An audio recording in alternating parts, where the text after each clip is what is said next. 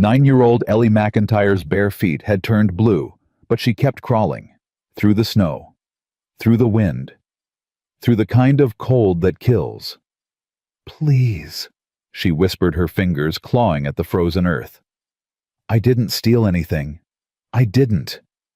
Behind her, the Pemberton family had already bolted their doors. Ahead, nothing but white death stretched to the horizon. She was going to die tonight, and nobody in the whole world would care. This is the story of the orphan girl who should have died in that blizzard, and the broken rancher who refused to let her go. Stay until the end and comment your city so I can see how far this story travels.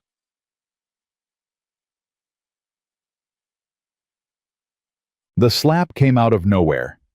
Ellie hit the kitchen floor hard. Blood filled her mouth. She'd bitten clean through her tongue. "Where is it?" Mrs. Pemberton stood over her hand raised for another strike. "My ring. Where'd you hide it?" "I didn't take nothing, ma'am." Ellie scrambled backward until her spine hit the wall. "I swear on my mama's grave I never—" "Liar!" The second slap split her lip. 3 years. Mrs. Pemberton's voice shook with rage. 3 years I fed you, clothed, you kept you out of the gutter, and you steal from me. I didn't. Ellie tasted copper. "I wouldn't never." Heavy footsteps. Mr. Pemberton filled the doorway, blocking out the light. He was a big man, mean eyes, meaner hands. "She confess." "Lying through her teeth. I saw her sneaking out of our bedroom this morning." "I was changing the sheets." Ellie's voice cracked. "You told me to, ma'am. That's all I done." Pemberton crossed his arms. "Search her room." "Already did. Nothing there." "Why?" Mrs. Pemberton's lips twisted. "Probably buried it somewhere, planning to dig it up later and run." "I didn't steal nothing." Ellie was crying now, couldn't help it. "Please, Mr. Pemberton. 3 years I worked for you.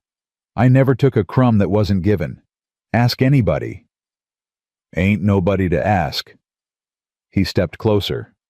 Ellie pressed herself flatter against the wall.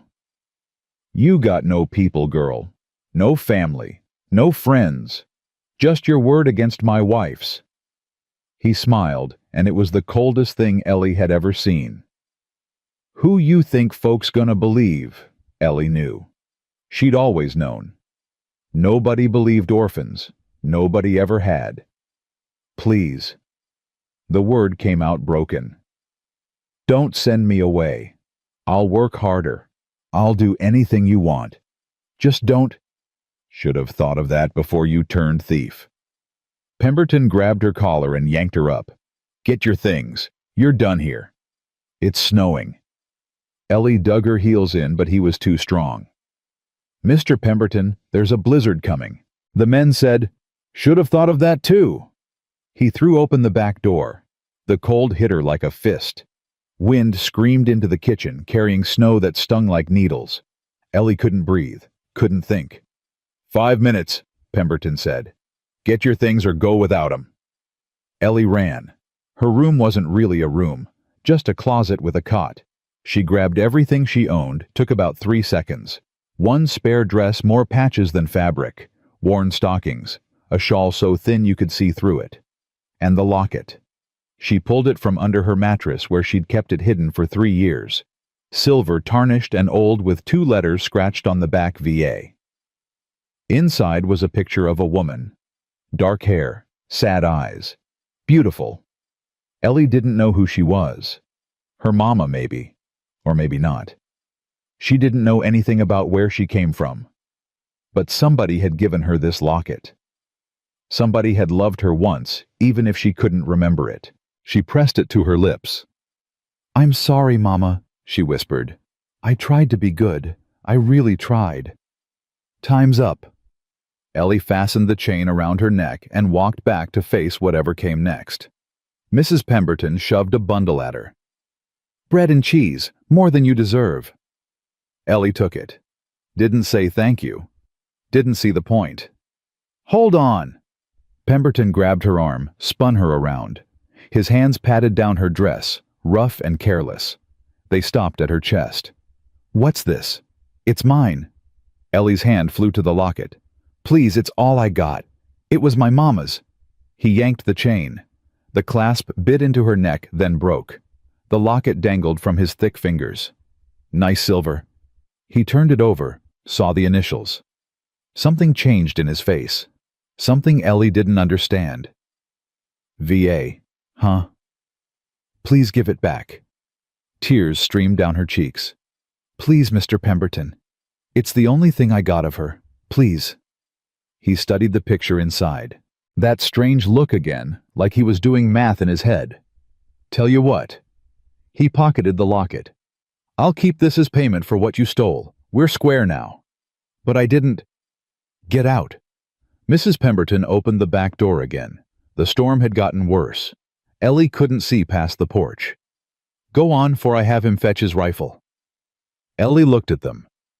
These people who'd worked her like a dog for 3 years. Fed her scraps. Beat her when they felt like it. Never once said a kind word. She wanted to scream. Wanted to fight. Wanted to tell them they were monsters and God would punish them for what they'd done. Instead, she walked out into the snow. The door slammed behind her. She heard the bolt slide home. And just like that, Eleanor McIntyre was alone in the world. She started humming. It was something she did when she was scared. An old habit far back as she could remember. Some tune she'd known before she knew anything else. It didn't have words, just notes, rising and falling soft as breath. The humming helped her walk, one foot, then the other. The snow was up to her knees already, and the wind cut through her dress like it wasn't there. Her feet went numb first, then her hands, then everything. But she kept humming. Just get to town, she told herself. 3 miles. You walked further than that lots of times. Except she couldn't see the road anymore. Everything was white. White above white, below white, all around. She could have been walking in circles, could have been walking straight off a cliff. Hello, she called out. Anybody there? Help! The wind ate her voice. She fell, got up, fell again, got up again. The 3rd time she fell, getting up was harder. Come on! Her voice was a croak. Come on, get up, get up. But her legs wouldn't work anymore. Her arms wouldn't push. Her body had decided it was done whether she agreed or not. Ellie lay in the snow staring up at the white sky. Strange thing was, she wasn't even cold anymore. She'd heard about that. Folks freezing to death, they stopped feeling it near the end. Got warm even. Peaceful. Mama, she whispered. Mama, are you there? No answer, just the wind. I'm coming to see you now. Ellie's eyes drifted closed. I'm coming. She was still humming when the darkness took her. Nathaniel Blackwood almost rode right past her. He was fighting his way home through the worst blizzard he'd seen in 20 years, cursing himself for a fool. Should have stayed put when the sky turned ugly. Should have trusted his gut instead of worrying about a few head of cattle. Now here he was, half frozen, barely able to see his horse's ears in front of him. Come on, Smoke. He patted the gray gelding's neck. Almost there, boy. Keep moving. Smoke stopped. What the hell? Nate kicked his flanks. Move, you stubborn! The horse wouldn't budge. He was staring at something, ears pricked forward, snorting hard. Nate followed his gaze. Blue. A patch of faded blue against all that white. No. The word came out before he could stop it. No, no, no. He was out of the saddle and wading through the drifts before he'd finished the thought. His heart hammered against his ribs. Please, God. Please don't let it be what I think it is. It was. A child. A little girl lying face up in the snow, eyes closed, skin the color of old wax, not moving, not breathing far as he could tell. Damn it! Nate dropped to his knees, yanking off his gloves. His fingers found her throat, pressing hard. Come on. Come on, give me something. There. A pulse. Faint as a dying whisper, but there. All right. He stripped off his coat, wrapped it around her. All right, you're not dead yet. You hear me?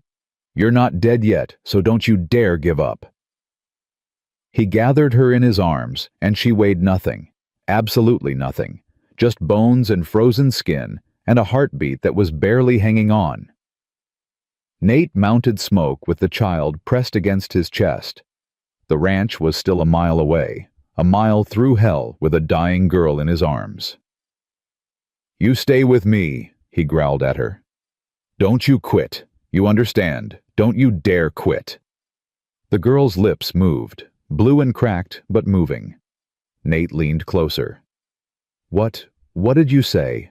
A whisper, barely a breath. Didn't steal nothing. Something twisted in Nate's chest. Something he'd kept locked away for 8 years. I know you didn't, he said. Now hold on. He kicked Smoke into a gallop and rode for home like the devil himself was chasing him. Rosa, get out here now. The front door flew open. Rosalinda Santos rushed onto the porch shawl clutched around her shoulders. She saw the bundle in Nate's arms and her face went white. Dios mío, where did you... Found her in the snow. She's dying. Move. Rosa didn't waste time with questions. By the time Nate carried the girl inside, she had blankets spread before the fire and water heating on the stove. Put her here. Gently. Rosa was already stripping off the frozen dress. Mother of God, look at her. She's nothing but skin and bones. Can you save her? I don't know. Rosa's hands moved fast, wrapping the child in quilts. Get more blankets. And the whiskey. Whiskey. She's 9 years old. For her blood. Go.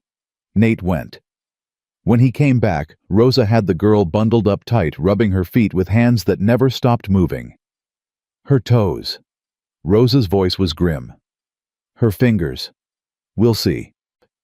What do you mean we'll see? I mean we'll see if she keeps them or loses them. Rosa glanced up. Who is she? Where did she come from? I don't know.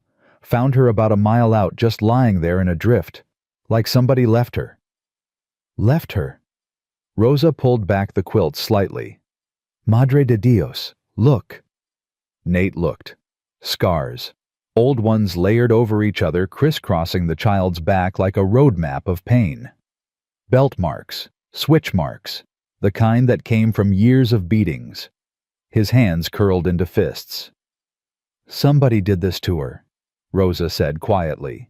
For a long time, and then they threw her out like garbage. Son of a bitch. Help me with the stones. We have to get her warm. They worked through the night. Rosa heated rocks and wrapped them in cloth, packing them around the child's body. She dripped warm whiskey and water between the blue lips, talking the whole time. Come on, Nina. Swallow for me. That's it. Good girl. One more. Good. Nate did what he was told. Fetched water, stoked the fire, held the child's hand even though she couldn't feel it. She was so small. So damn small. She ain't mine, he said suddenly. Rosa looked up. What? She ain't my problem. Soon as she's well, I find her people and send her back where she came from. With the people who did this to her. No, not them. Somebody else. An orphanage maybe. Somewhere proper. Rosa said nothing, just went back to rubbing the girl's feet. I mean it, Nate said. I can't take in some stray kid. I got a ranch to run. I heard you. Then why are you looking at me like that? Like what, senor? Like you don't believe a word I'm saying. Rosa's eyes met his, dark and knowing. Because your hand hasn't let go of hers in 3 hours. Nate looked down. The girl's small fingers were wrapped around his, gripping tight, even in unconsciousness. He didn't let go. Sometime past midnight, the girl started shivering. Not gentle trembles. Violent convulsions that shook her whole body, chattering her teeth so hard Nate thought they might crack. Is that bad? He was on his feet, heart pounding. Should we? It's good! Rosa's voice held something it hadn't before. Hope. Her body is fighting. The blood is moving again. She's having a fit.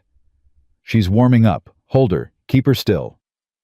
Nate gathered the girl against his chest, trying to steady her through the shaking. She was so light, so fragile, like holding a baby bird. That's it, he murmured. That's it. Keep fighting. Don't give up on me. The shivering went on for hours. Rosa kept working, kept checking, kept praying in Spanish under her breath. Nate kept holding, kept talking, kept willing this child he didn't even know to stay alive. Near dawn, the shivering stopped. Nate's heart seized. Rosa. Wait. The girl's eyes opened. Green. Bright spring green startling against her pale face. They looked up at Nate with confusion, with fear, with something else he couldn't name. You're safe, he said. His voice came out rough. You're at my ranch. You're safe now. Her cracked lips moved. What? He leaned closer. What is it? He took my locket. Then her eyes closed again, and she was gone. What locket? Nate looked at Rosa. What's she talking about? I don't know, but she's alive. Rosa crossed herself. That's enough for now. The girl drifted for 2 days, in and out of sleep, in and out of fever dreams. Sometimes she'd cry out names Nate didn't recognize, words that made no sense. Once she screamed so loud it brought him running from the barn, convinced she was dying. She wasn't dying, just dreaming. Rosa barely left her side. Nate found himself checking every hour, standing in the doorway like some kind of fool, watching the small figure lost in that big bed. She'll live, Rosa told him on the second night. Her fingers are saved. Her toes, too. Good. She's a fighter, this one. Yeah. Nate stared at the sleeping child. What happens when she wakes up proper? What do I do with her? What do you want to do with her? Send her somewhere safe. Find her people. And if her people are the ones who hurt her? Nate didn't answer. He already knew. Whoever had scarred that child's back wasn't getting anywhere near her again. Not while he was breathing. On the third morning, Rosa found him in his study. She's awake, asking for you. For me, she doesn't know me. She knows you saved her life. Rosa's expression was soft. Go, she's scared. The girl was sitting up when Nate walked in, propped against pillows that dwarfed her hair, washed and brushed, looking even younger in the daylight. Those green eyes fixed on him immediately. You're the man, she said, hoarse but steady. You found me. That's right. He stayed by the door, not wanting to crowd her. Name's Nathaniel Blackwood. Folks call me Nate. I'm Ellie, Eleanor McIntyre. A pause. But everybody just calls me Ellie. Ellie. He tried out the name. How you feeling? Better. I thought I was dead. You almost were. I know. No tears. No trembling. Just that too steady voice that didn't belong to a 9-year-old. I was ready for it. Figured I'd get to see my mama. Nate's chest tightened. Your mama. She's dead. Died when I was born. I don't remember her. Ellie's hand went to her collarbone, searching for something that wasn't there. But I had her picture, in a locket. Mr. Pemberton took it. Pemberton. The name landed like a stone. That, who you were living with? Ellie's face changed. The steadiness cracked. Please don't send me back. Please, Mr. Blackwood. I didn't steal nothing. I know that's what they said, but I didn't. Mrs. Pemberton's ring just went missing, and she blamed me, but I never touched it, I swear. Ellie. I'll work hard. I'll do whatever you want. I can cook and clean and tend animals and... Ellie. Nate stepped forward, then stopped when she flinched. Nobody's sending you anywhere. She stared at him, waiting for the catch. Not until you're well, he said. And not unless you want to go. All right. Why? Why what? Why are you being nice to me? Her eyes were too old, too knowing. You don't know me. I ain't nothing to you. Because I can't watch another child die. Because you grabbed my hand in your sleep and wouldn't let go. Because something about you reminds me of everything I lost. Because it's the right thing to do, he said instead. Now tell me what happened, all of it. Ellie told him. She told him about the farmer who'd raised her until she was 6, who'd sold her to the Pembertons for $20 cash. She told him about 3 years of scrubbing floors and hauling water and being treated worse than the family dog. She told him about the beatings when she didn't work fast enough, the meals she went without when Mrs. Pemberton was feeling spiteful. She told him about the ring, the accusation, the blizzard, and she told him about the locket. It's all I have. Her voice finally broke. The only thing that was ever really mine. And he took it. He saw the initials and something changed in his face. Like he recognized them. Like they meant something. What initials? VA on the back. I don't know what they stand for, but the picture inside. Ellie wiped her eyes with the back of her hand. She was pretty. Sad, but pretty. I used to look at her every night before I went to sleep. Pretend she was my mama. Pretend she was watching over me. Nate's mind was working. VA. A silver locket. Pemberton's reaction when he saw it. This child had a story. And he had a feeling it was bigger than anyone knew. Ellie, how'd you end up with that farmer in the first place before the Pembertons? Don't know. Been with him far back as I remember. He said somebody paid him to take me when I was a baby. Never told me who. And nobody ever came looking. No, sir. Ellie's voice went small. Nobody ever wanted me. The words hit Nate like a punch to the gut. He thought about Benjamin, his boy, 5 years old with Sarah's smile and Nate's stubborn streak. They'd wanted him so bad it hurt, loved him so fierce it nearly killed them when the fever took him. Some children were wanted so much their parents couldn't survive losing them. And some children were thrown away like they were nothing.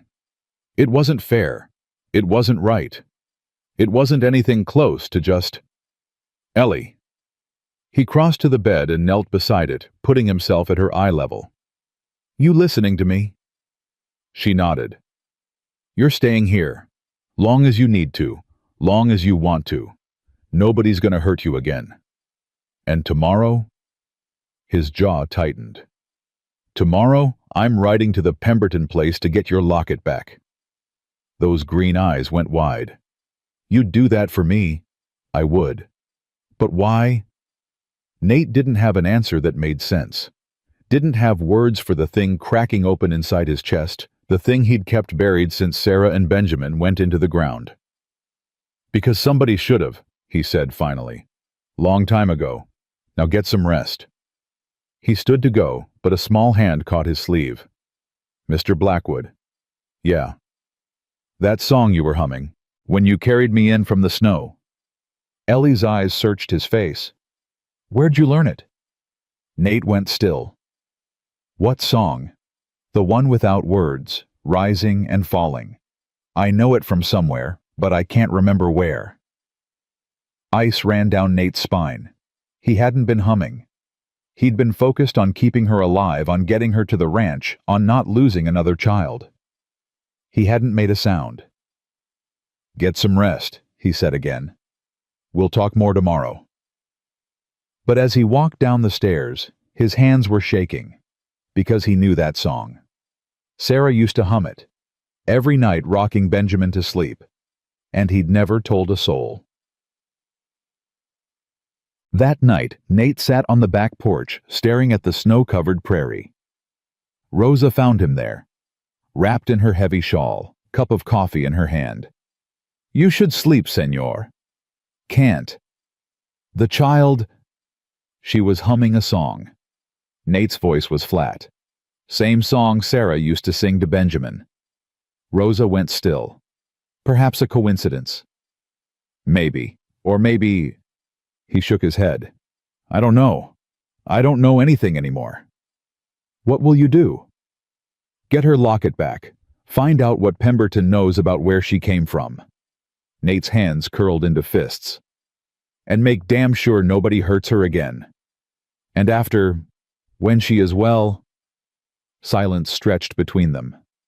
She stays, Nate said finally. God help me. She stays. Rosa nodded, no surprise, like she'd known all along. You are a good man, Nathaniel Blackwood. I'm not. You are, even if you don't believe it. She touched his arm. That little girl needs a father, and you perhaps need a daughter. Nate said nothing, but when Rosa went inside, he stayed on that porch for a long time, watching the snow fall and thinking about second chances. Inside the house, Ellie slept without nightmares for the first time in 3 years. She didn't know that her life had changed forever.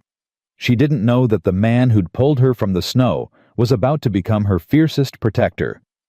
She didn't know that her locket held secrets that would shake the foundations of everything she believed about herself. All she knew was that someone had come for her. Someone had carried her through the storm. Someone had said she could stay. For the first time in her 9 years of life, Eleanor McIntyre fell asleep feeling something she'd never felt before. Safe. Nate was saddling smoke before the sun cleared the mountains. Rosa found him in the barn, breath fogging in the cold air. She had that look on her face, the one that meant she was about to say something he didn't want to hear. You're going alone. Yep. That is foolish. Probably. Nate tightened the cinch. But it's between me and Pemberton. Don't need to involve anyone else. And if he has men, if he decides to make trouble, then I'll make trouble back. Nate checked his rifle, slid it into the scabbard. Keep an eye on the girl. Don't let her out of your sight. She asked for you this morning. Wanted to know where you were. Nate paused, hand on the saddle horn. What did you tell her? That you had business to attend to. She got very quiet after that. Rosa stepped closer. She thinks you're leaving, that you've changed your mind about letting her stay. I haven't changed my mind. Then perhaps you should tell her that, before you go. Nate wanted to argue, wanted to say he didn't have time, that Pemberton might decide to skip town if he waited too long. But Rosa was right. She usually was. He found Ellie in the kitchen pushing eggs around her plate like they'd done something to offend her. She looked up when he walked in, and her face went through about 6 different emotions before settling on careful blankness. Morning, Nate said. Morning, sir. You don't have to call me sir. Nate's fine. Yes, sir. A pause. I mean, yes. Nate. He pulled out a chair and sat across from her. She was watching him like a rabbit watches a hawk, ready to bolt at the first sign of danger. Rosa says you think I'm leaving. Ellie's jaw tightened. Aren't you? I'm going to the Pemberton place, getting your locket back. Those green eyes went wide. You meant that I thought maybe you were just saying it, to make me feel better. I don't say things I don't mean. Nate held her gaze. I'll be back before dark. Rosa's gonna look after you while I'm gone. You need anything, you ask her. What if... Ellie stopped, started again. What if Mr. Pemberton won't give it back? Then I'll convince him. He's mean. He's got a temper. So do I. Something flickered across Ellie's face. Not quite a smile, but close. You don't seem like a mean man to me. I'm not. Not to folks who deserve kindness. Nate stood. But to men who hurt children and steal what ain't theirs, I can be plenty mean when I need to be. He was halfway to the door when her voice stopped him. Mr. Nate. He turned. Yeah. Be careful, please. It was such a small thing. 2 words. But something about the way she said them, the worry in her voice, hit Nate harder than he expected. I will, he said. You just eat your breakfast and mind Rosa. I'll be back before you know it. The ride to Pemberton's trading post took 3 hours. 3 hours of Nate rehearsing what he was going to say, what he was going to do. 3 hours of his anger building like steam in a kettle. The trading post sat at a crossroads about 15 miles east of town. Rough wooden building with a false front, trying to look bigger and more important than it was. A few horses tied out front, smoke curling from the chimney. Nate dismounted and tied Smoke to the hitching post, checked his pistol, walked inside. The smell hit him first, tobacco and unwashed bodies and something sour underneath. A handful of men were scattered around the room nursing drinks or playing cards. They looked up when Nate entered, sized him up, went back to their business. Cornelius Pemberton stood behind the counter tallying figures in a ledger. He was a big man running to fat with small eyes that reminded Nate of a pig. "Help you." Pemberton didn't look up from his numbers. "You know who I am." Now Pemberton looked up, his eyes narrowed. "Blackwood. Got that spread up north?" "That's right. I found something of yours 3 days ago, out in the snow." "That's so." Pemberton's expression didn't change, but his hand drifted below the counter. Probably had a shotgun down there. "Can't think what that might be." "A child. Little girl about 9 years old. Dark red hair, green eyes. Ring any bells?" The men at the card table had stopped playing. The room had gone very quiet. "Don't know what you're talking about." Pemberton's voice was flat. "Must have me confused with somebody else." "Her name's Ellie, Eleanor McIntyre. She says she lived here for 3 years. Says your wife accused her of stealing and you threw her out into a blizzard to die. Girl's a liar and a thief. Whatever she told you, it ain't true." Nate stepped closer to the counter. "She also says you took something from her. A locket, silver with the initials VA on the back." Something flickered in Pemberton's eyes. Fear, greed. Both. "I want it back," Nate said. "Can't give back what I don't have." "That's interesting, because Ellie says you put it in your pocket right before you threw her out. She was pretty clear about that. Like I said, the girl's a liar, got a wild imagination." Pemberton's hand was definitely on that shotgun now. "Now I think you'd better leave. I got business to attend to." Nate didn't move. "I'm going to ask you one more time, nice and polite. Give me the locket. And I'm going to tell you one more time, I don't have it. Now get the hell out of my establishment before I—" Nate moved fast. His hand shot out and grabbed Pemberton's wrist before the man could bring up the shotgun. He twisted hard, heard the satisfying crack of bones shifting, and slammed Pemberton's face into the counter. The men at the card table jumped to their feet. One of them reached for his gun. "I wouldn't," Nate said, not looking away from Pemberton. "This is between me and him. Unless you boys want to make it your business too." Nobody moved. "Now." Nate pressed harder, grinding Pemberton's cheek into the wood. "Let's try this again. Where's the locket?" "You're breaking my arm." "Not yet, but I will if you don't start talking." All right. Pemberton's voice was muffled, panicked. "It's in my pocket. Left side. Take it. Just let me go." Nate reached into the man's coat and found it immediately.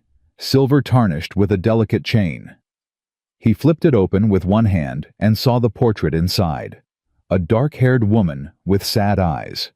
VA. "There now." Nate released Pemberton and stepped back. "That wasn't so hard, was it?" Pemberton straightened up, face red with fury and humiliation. Blood trickled from his nose where it had hit the counter. "You're making a mistake, Blackwood. You don't know what you're messing with. Enlighten me. That girl ain't what she seems.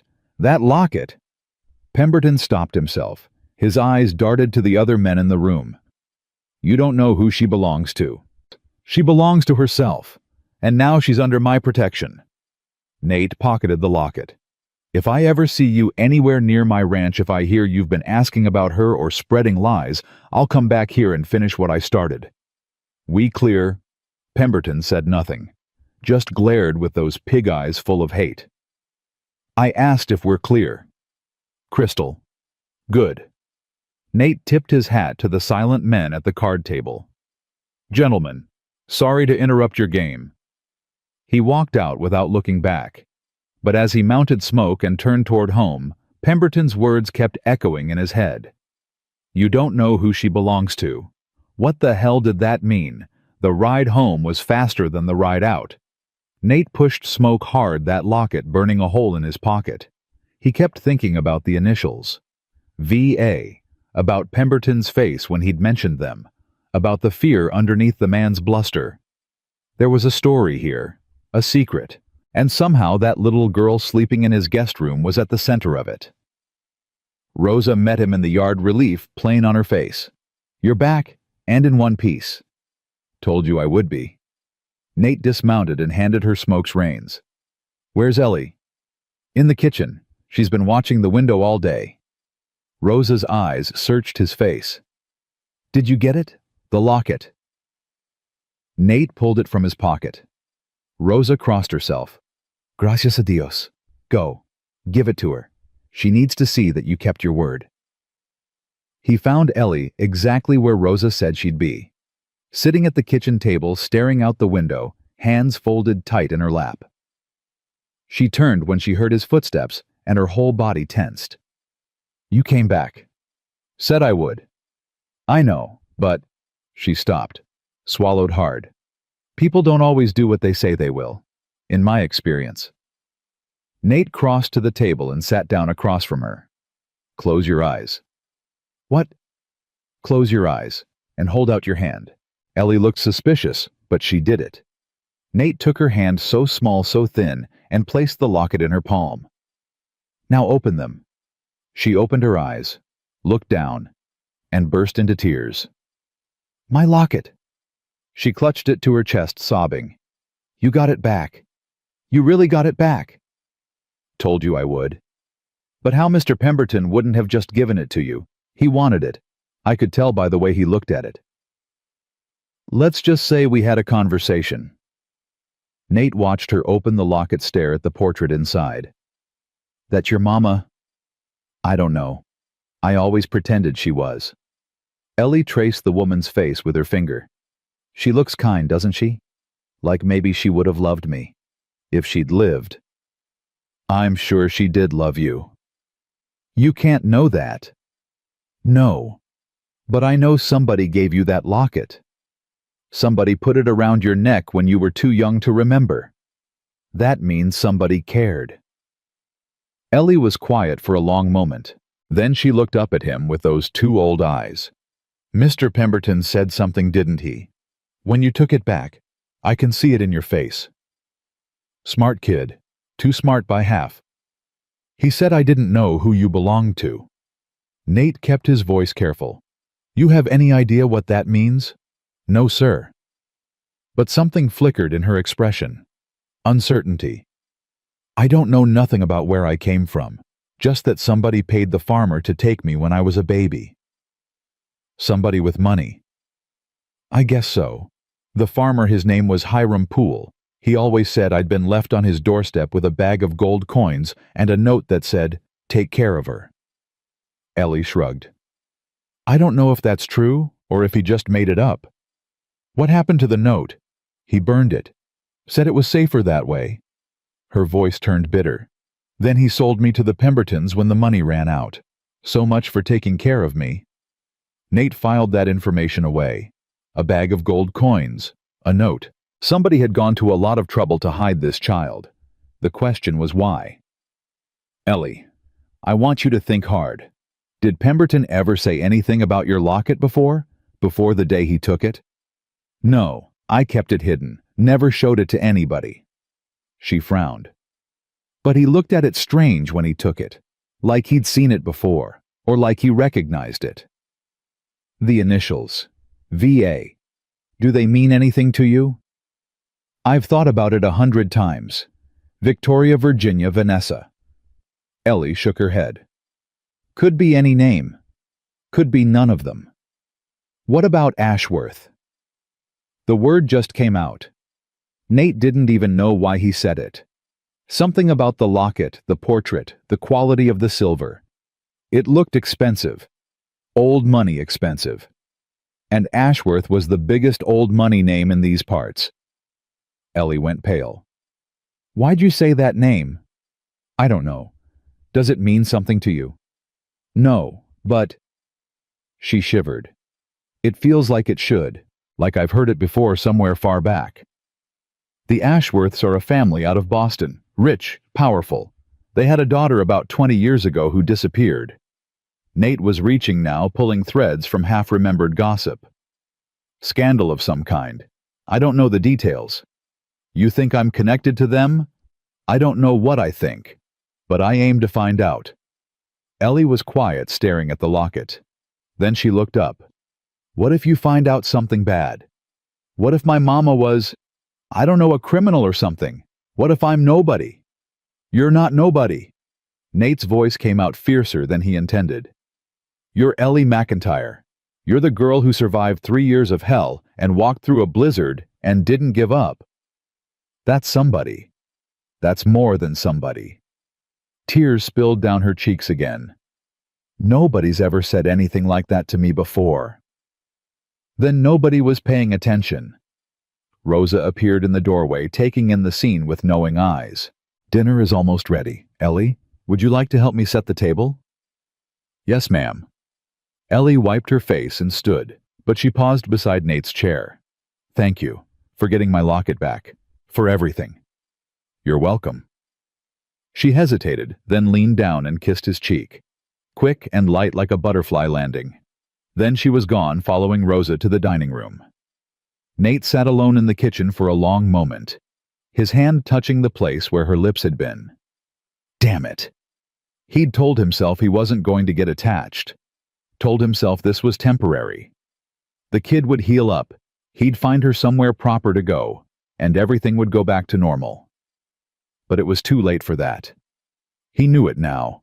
That little girl had gotten under his skin, into his heart, and he had no idea what to do about it. Over the next few days, life at Blackwood Ranch settled into something Nate hadn't felt in 8 years. A routine. Ellie woke early before the sun sometimes. Rosa tried to get her to sleep longer, but the girl seemed physically incapable of staying in bed past dawn. Old habit, she said. The Pembertons expected her working before sunup. You don't have to work here, Nate told her over breakfast one morning. I know, but I want to. Ellie pushed her hair out of her face. I don't like sitting around doing nothing. Makes me feel useless. You're 9 years old. You're supposed to sit around doing nothing. That's what being a kid means. Ellie looked at him like he was speaking a foreign language. I've never been a kid. Not really. The words hit Nate like a slap. He thought about Benjamin at 9, or what Benjamin would have been like at 9 if he'd lived. Running around the ranch, getting into trouble, being loud and messy, and wonderfully, gloriously useless. All right, he said slowly. You want to help out, that's fine. But we do it my way. No scrubbing floors on your hands and knees. No hauling water buckets that weigh more than you do. You help Rosa in the kitchen and you learn about the ranch. Real learning, not slave labor. Like what? Like horses, like cattle, like how to run a spread like this someday if you want to. Nate sipped his coffee. Every person on this ranch earns their keep by learning. Same goes for you. Something sparked in Ellie's eyes. Interest, curiosity, things that had probably been beaten out of her at the Pembertons. You'd teach me, really, if you want to learn. I do. The words came out fast, eager. I've always wanted to know about horses. The Pembertons had some, but I was never allowed near them. Then we start there. Soon as you finish your breakfast. Ellie finished her eggs in record time. An hour later, they were standing in the barn. The smell of hay and horse and leather surrounded them. Ellie's eyes were huge as she took it all in. This is Smoke, Nate said, leading her to his gelding's stall. He's the one who found you in the snow. Ellie reached out tentatively, then pulled her hand back. Can I touch him? Hold your hand out flat. Let him sniff you first. Horses like to know who they're dealing with. She did as she was told, staying very still while Smoke stretched his neck forward and blew warm air across her palm. Then he nudged her gently, looking for treats. He likes me. Wonder filled her voice. He's got good taste. Nate pulled a sugar cube from his pocket. Hold your hand flat like this. Let him take it from you. Ellie giggled as Smoke's soft lips brushed her palm. It tickles. Now this one. Nate moved to the next stall where a gentle chestnut mare dozed in the morning light. This is Penny. She's sweet as they come. Good for beginners. Could I ride her someday? That's the plan. But first, you need to learn how to care for her. Feeding, grooming, cleaning hooves.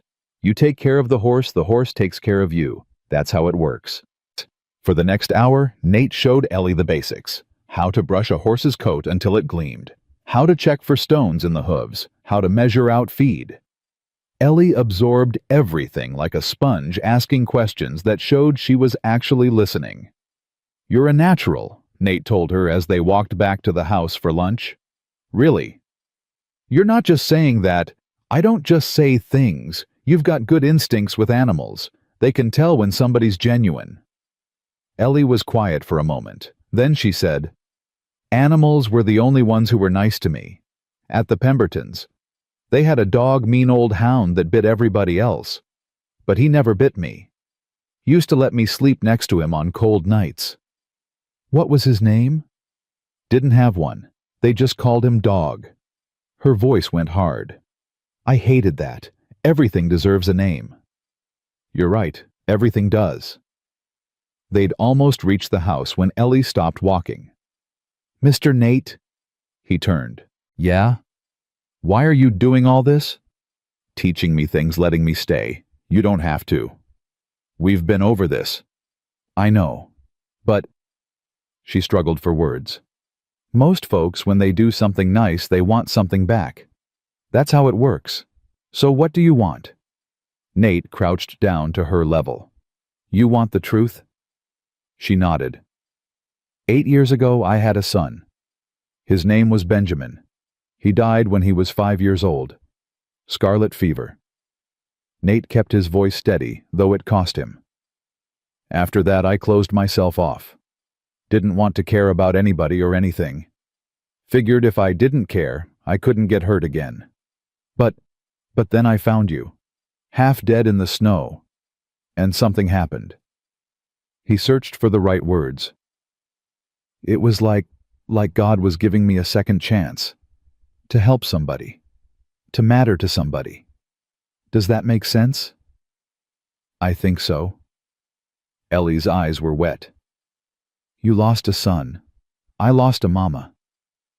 Maybe that's why you found me. Maybe we're supposed to help each other. Maybe. I'm sorry about Benjamin. I bet he was a good boy. He was. Nate's throat tightened. Best boy in the world. They stood there for a long moment, the winter wind swirling around them. Then Ellie did something she hadn't done before. She stepped forward and wrapped her arms around Nate's waist. Thank you, she whispered, for everything. Nate hugged her back, carefully, like she might break. Come on, he said when she finally let go. Rosa's gonna skin us both if we're late for lunch. Over the next week, Ellie blossomed. There was no other word for it. She was still thin, still wary, still prone to flinching at loud noises. But slowly, piece by piece, she was coming back to life.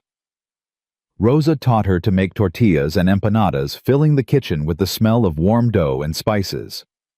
Ellie proved to be a quick study, though she had a tendency to eat as much as she made. You'll get fat if you keep sneaking bites, Rosa teased. Don't care. Never had enough food before. Gonna make up for it now. You'll make yourself sick. Worth it. Rosa laughed a sound Nate hadn't heard in years. You are impossible, Nina. Thank you. In the afternoons, Nate taught Ellie about the ranch. They walked the property together, checking fences and counting cattle. Ellie asked a million questions about everything. How did you know when a cow was pregnant? Why did some horses have different markings? What happened to the beef after it was sold?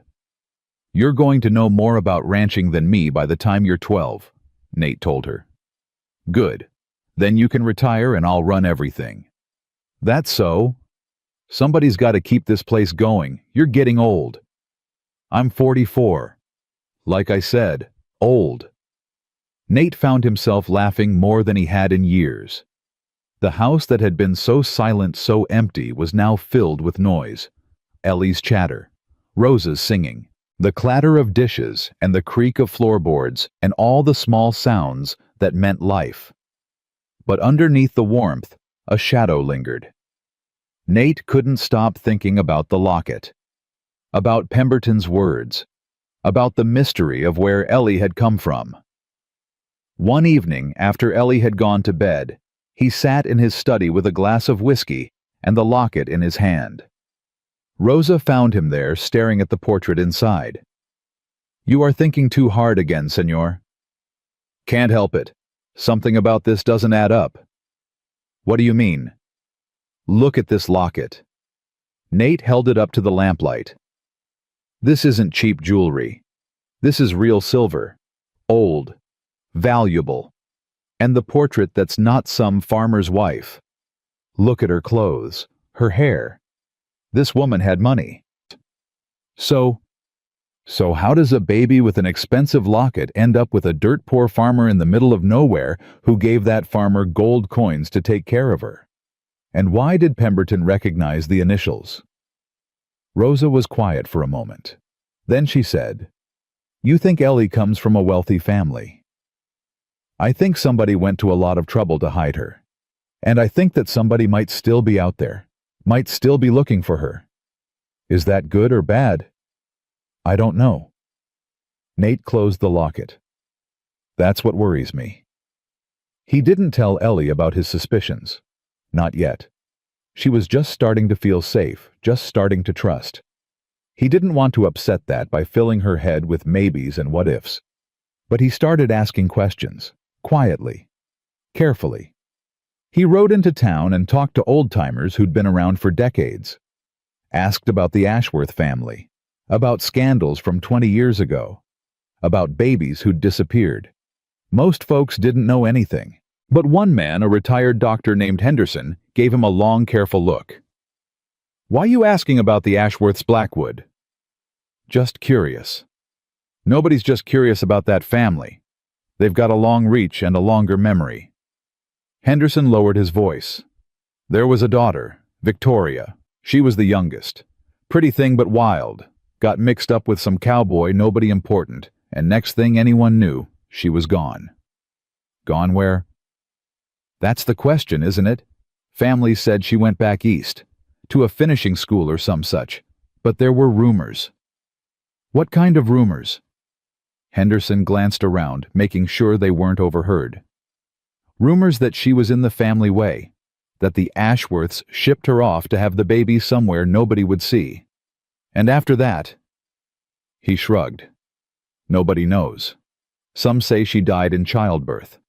Some say she's still locked up in a sanitarium somewhere. Some say the baby was given away." V.A. Victoria Ashworth.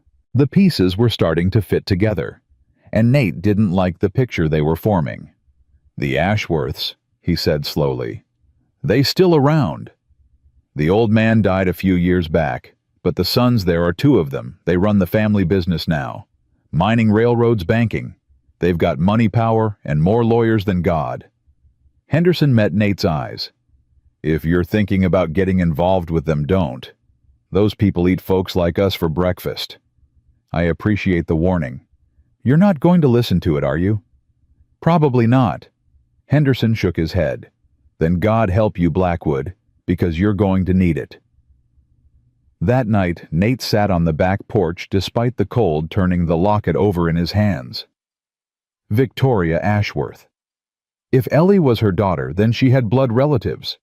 Wealthy, powerful relatives who might have been looking for her all this time. Or, and this was the part that kept Nate up at night, relatives who had paid to make her disappear. The door opened behind him. Small footsteps crossed the porch. "You should be in bed," Nate said without turning around. "Couldn't sleep." Ellie sat down beside him, wrapped in a blanket Rosa had given her. Bad dreams. About what? The blizzard. Being cold. Being alone. She pulled the blanket tighter. I keep dreaming I'm back there. And nobody comes. And I die. You didn't die. I know. But in the dream I do. Her voice was small. I wake up and for a second, I forget where I am.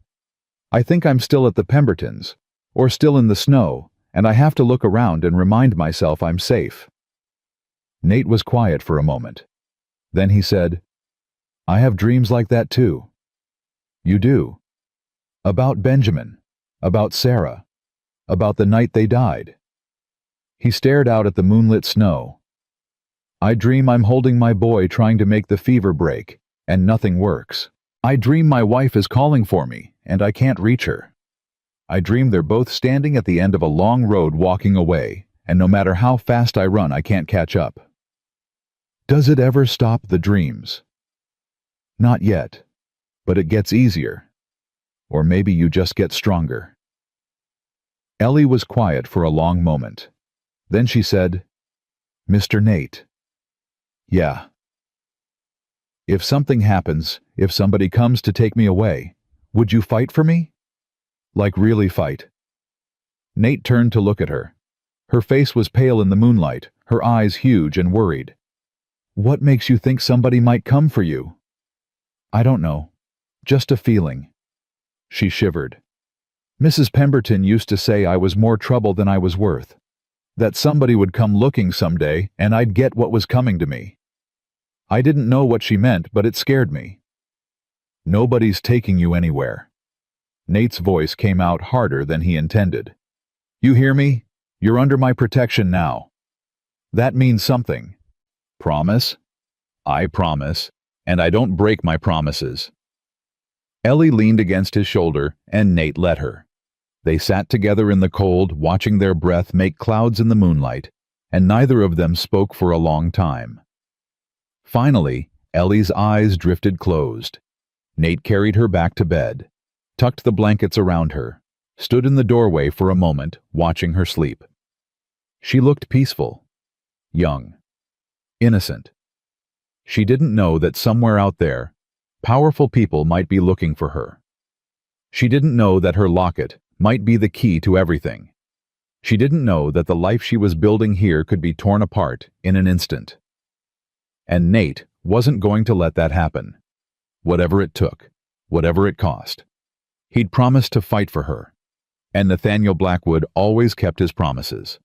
He closed the door softly and walked to his study where a bottle of whiskey and a long night of planning waited for him. The Ashworths might have money. They might have power. They might have lawyers and influence and a reach that stretched across the country. But Nate had something they didn't. He had something worth fighting for. And God help anyone who tried to take her away.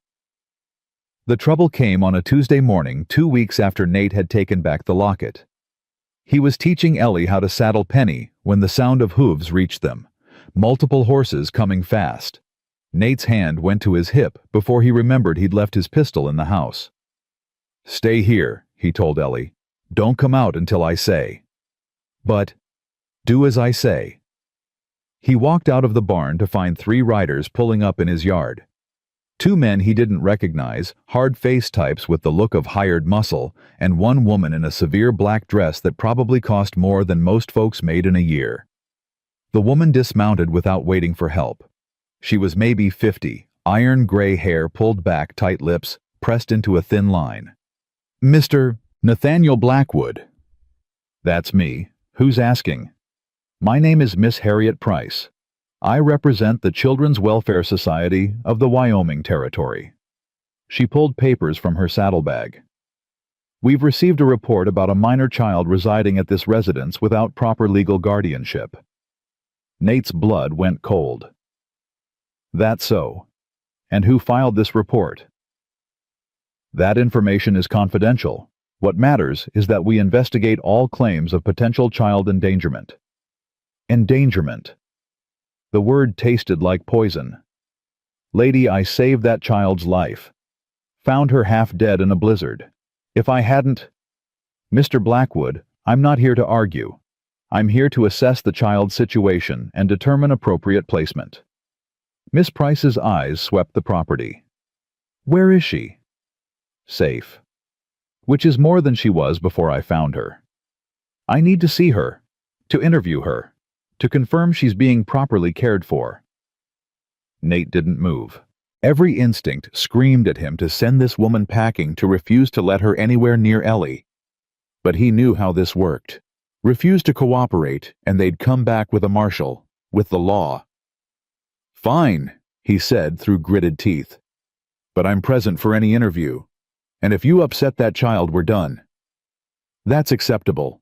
Nate walked to the barn, his heart hammering. Ellie was exactly where he'd left her, pressed against Penny's side, her face white with fear. Is it them? She whispered. Did they come to take me? Nobody's taking you anywhere. I promised, remember. But there's a woman here from some welfare society. She wants to talk to you. Make sure you're being treated well.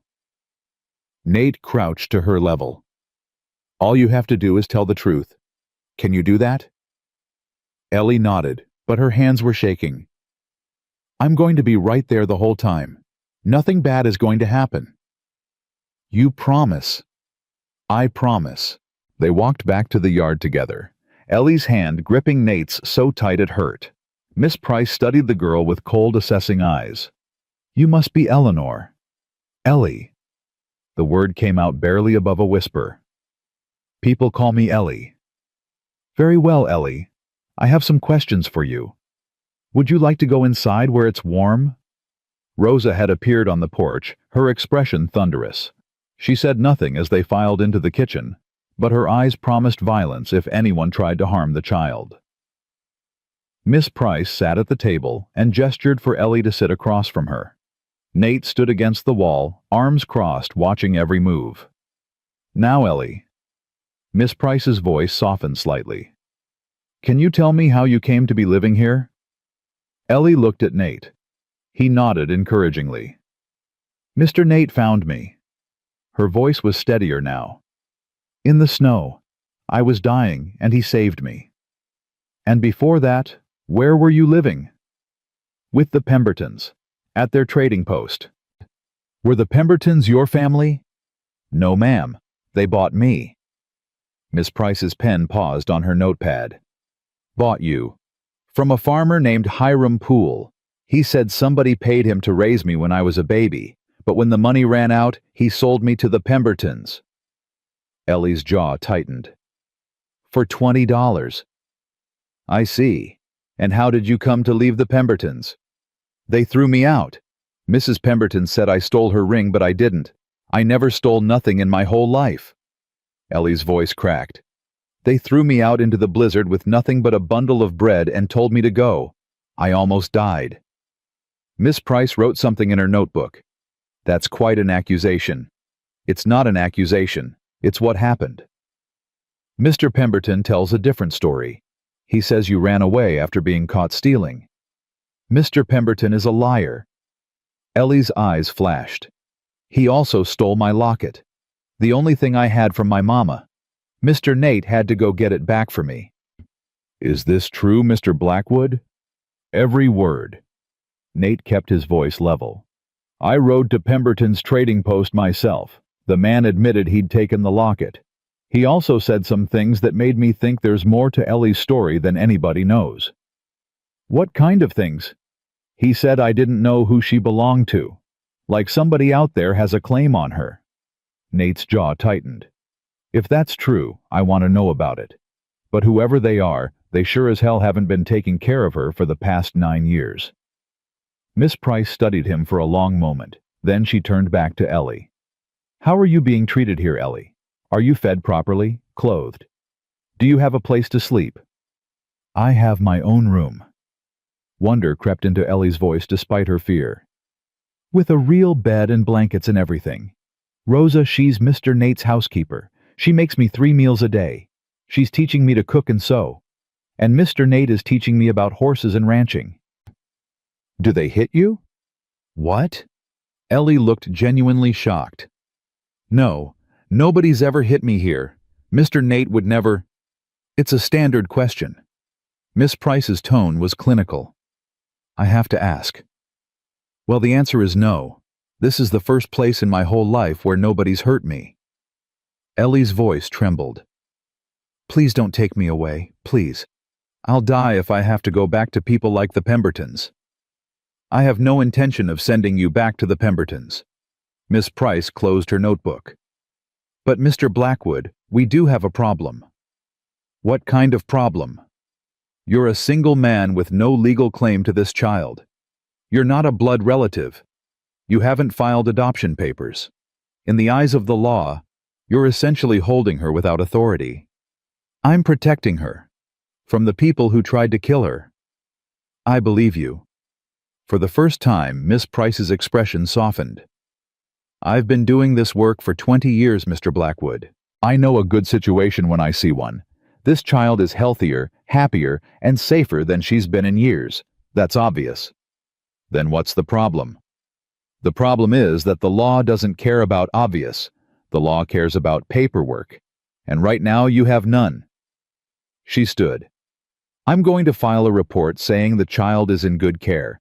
But I have to be honest with you, if someone with a legal claim comes forward, there's nothing I can do. Who would have a legal claim? Blood relatives, legal guardians, anyone who can prove a prior connection. Miss Price gathered her things. My advice, get a lawyer, file for legal adoption, and do it fast. After she left, Nate stood at the window, watching her ride away with her 2 guards. She's going to take me. Ellie's voice came from behind him, small and broken. I knew it. I knew this was too good to last. Nate turned. Ellie was standing in the kitchen doorway, tears streaming down her face. Rosa stood behind her, one hand on the girl's shoulder. Nobody's taking you, Nate said. You heard her. You don't have papers. You don't have any claim. If somebody comes, then we'll fight them. How? You can't fight the law. Watch me. Rosa stepped forward, her expression troubled. Senor Nate, may I speak with you alone? Ellie looked between them, fear still etched on her face. Rosa knelt beside her. Go to your room, Nina. Work on your sewing. Everything will be all right. You don't know that. I do. Rosa's voice was firm. I know it because I know Senor Nate, and I know he would move heaven and earth for you. Now go. Let us talk. Ellie went her footsteps slow on the stairs. When they were alone, Rosa turned to Nate with an expression he'd never seen before. Determined, resolute, a little afraid. I have been thinking about this since she came to us, about what to do if someone tried to take her. And there is a way. One way to give you legal standing. Rosa took a breath. Marry me. Nate stared at her. What? Marry me. Not for love, not for romance, for Ellie. Rosa's hands were clasped tight in front of her. The welfare woman said you're a single man, but if you had a wife, if we adopted her together as a married couple, it would be different. Harder to challenge. Rosa, I can't ask you to. You're not asking. I'm offering. She stepped closer, her dark eyes intense. I have loved that child since the moment I saw her. I would do anything to protect her. And I... She stopped, started again. And I care for you, Senor Nate. I have for many years. This would not be a hardship for me. Nate didn't know what to say. Rosa had been part of his life for so long he'd stopped really seeing her. She was just there, constant, reliable, essential. He'd never thought about her as anything more. But now, looking at her face, he saw something he'd missed. Devotion. Patience. A quiet love that had been waiting for years. You'd really do this? He asked. Tie yourself to a broken-down rancher for the sake of a child who isn't even yours. She is mine. In every way that matters, she is mine. Rosa's voice cracked. I lost a daughter 30 years ago. Elena. She would have been Ellie's age now if she had lived. When I look at that girl, I see everything I lost, everything I never got to have. Tears spilled down her cheeks. "Please, Senor Nate, let me be her mother. Let me help you protect her." Something shifted in Nate's chest.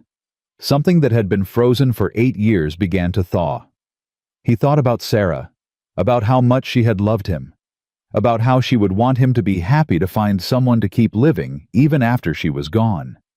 He thought about Benjamin, about the family he'd lost, about the empty rooms and the silent nights and the grief that never quite went away. And he thought about Ellie, about her laughter and her questions and the way she'd kissed his cheek that day in the kitchen, about the promise he'd made to fight for her. "All right," he said quietly. "Let's do it." Rosa let out a breath she'd been holding. "You mean it?" "I mean it. But Rosa," he took her hands in his, "I can't promise you love. Not yet. I don't know if I'm capable of it anymore. I'm not asking for love. I'm asking for a chance." She squeezed his hands. "Give me that, and I'll be grateful. You deserve better. What I deserve is to be happy. For the first time in 30 years, I think I might be." Rosa smiled through her tears. "Now we should tell Ellie. She's upstairs convinced she's about to be torn away from us." They found Ellie curled up on her bed, clutching her locket, her sewing forgotten on the floor. She sat up when they entered, her eyes red and swollen. "Are they sending me away?" "No, mija." Rosa sat beside her on the bed. "Quite the opposite." "What do you mean?" Nate sat on Ellie's other side. "Rosa and I are getting married." Ellie's mouth fell open. "You're what?" "Getting married.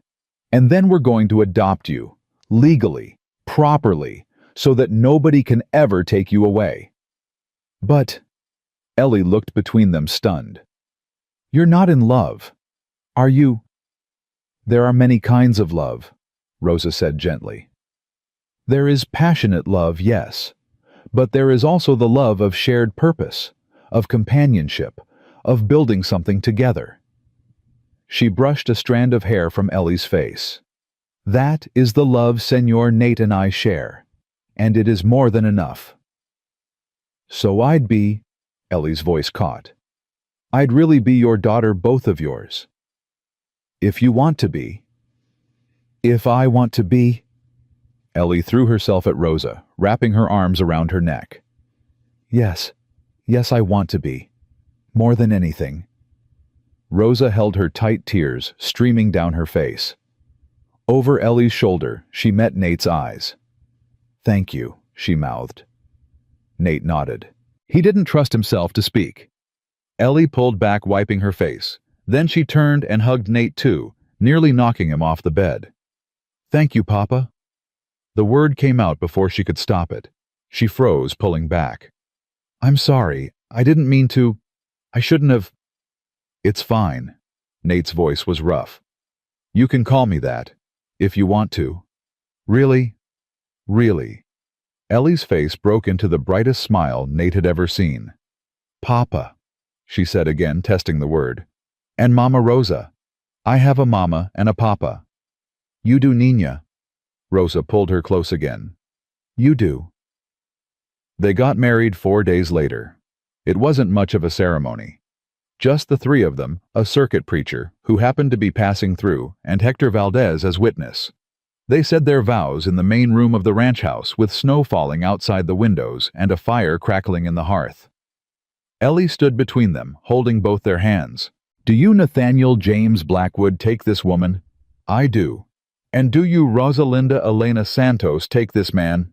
"I do." "Then by the power vested in me, I pronounce you husband and wife." The preacher smiled. "You may kiss the bride." Nate turned to Rosa.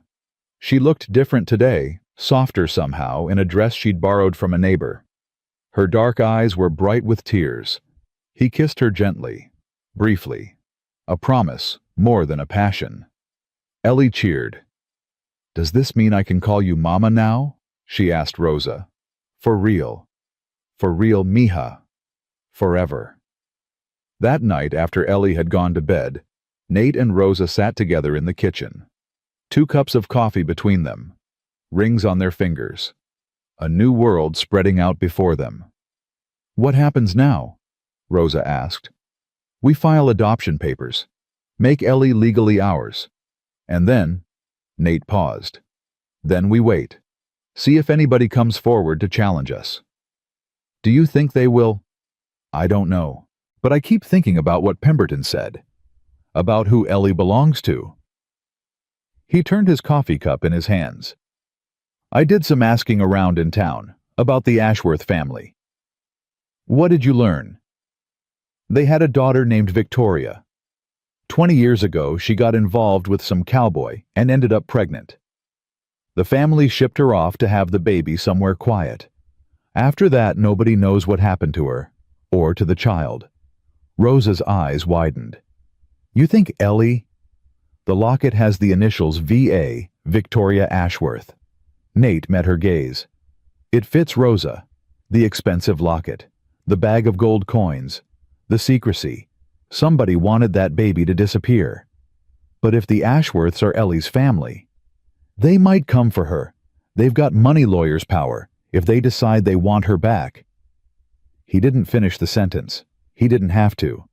Rosa's hand found his under the table. Then we fight, she said simply. Whatever comes, whoever comes, we fight. Together. Together.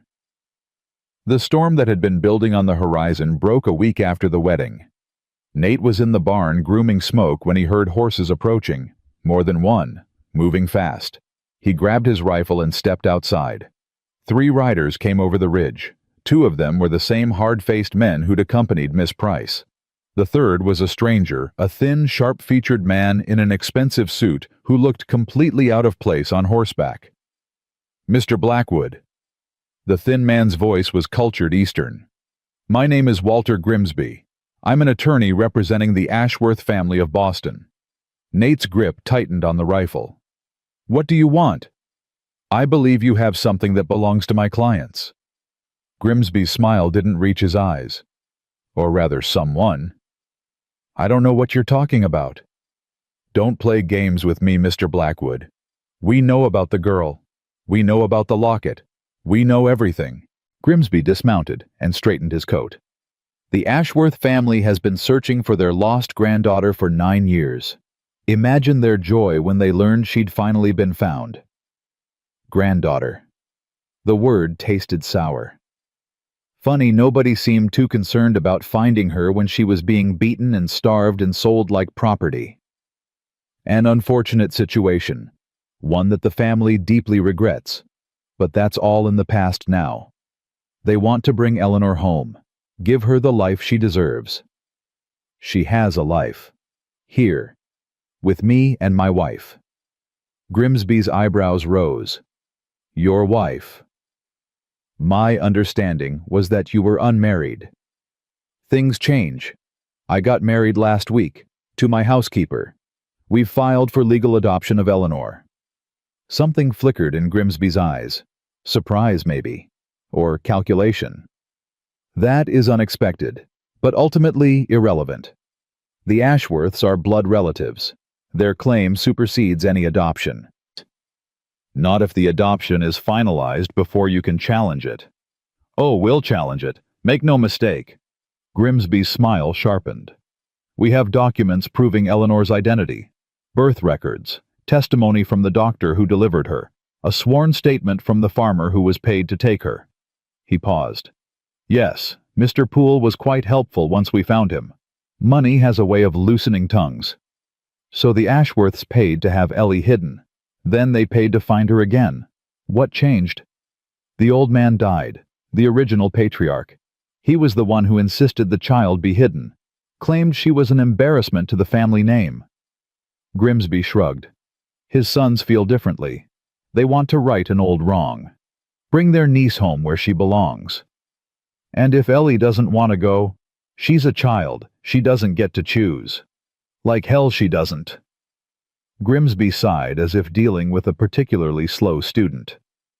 Mr. Blackwood, you seem like a reasonable man. The Ashworths are willing to compensate you for your trouble. $10,000. More than this ranch is worth, I'd wager. Take the money, let the girl go, and everyone walks away happy. Except Ellie. She'll adjust. Children always do. No. I'm sorry. I said no. Nate raised the rifle slightly. Ellie stays here. She's my daughter now, legally and rightfully. You want her, you'll have to go through the courts. And through me. Grimsby studied him for a long moment. Then he shook his head. Very well. If that's how you want to play it. But I should warn you, Mr. Blackwood, the Ashworths don't lose. They have more money and more lawyers than you could imagine. They'll bury you in legal fees. They'll drag this out for years. And in the end, they'll still get what they want. Maybe. But they'll bleed for it. So will you. And so will the girl. Grimsby mounted his horse. Think about it. Think about what's really best for her. A life of poverty on a frontier ranch, or a life of wealth and privilege with one of the oldest families in America. Get off my land. Grimsby tipped his hat. We'll be in touch, Mr. Blackwood, very soon. Nate watched them ride away, his heart pounding. Rosa appeared at his elbow. I heard. The Ashworths, they know about Ellie. They know everything, and they're coming for her. What do we do? Nate thought about the $10,000, about what that money could mean for the ranch for their future, about how easy it would be to just let Ellie go.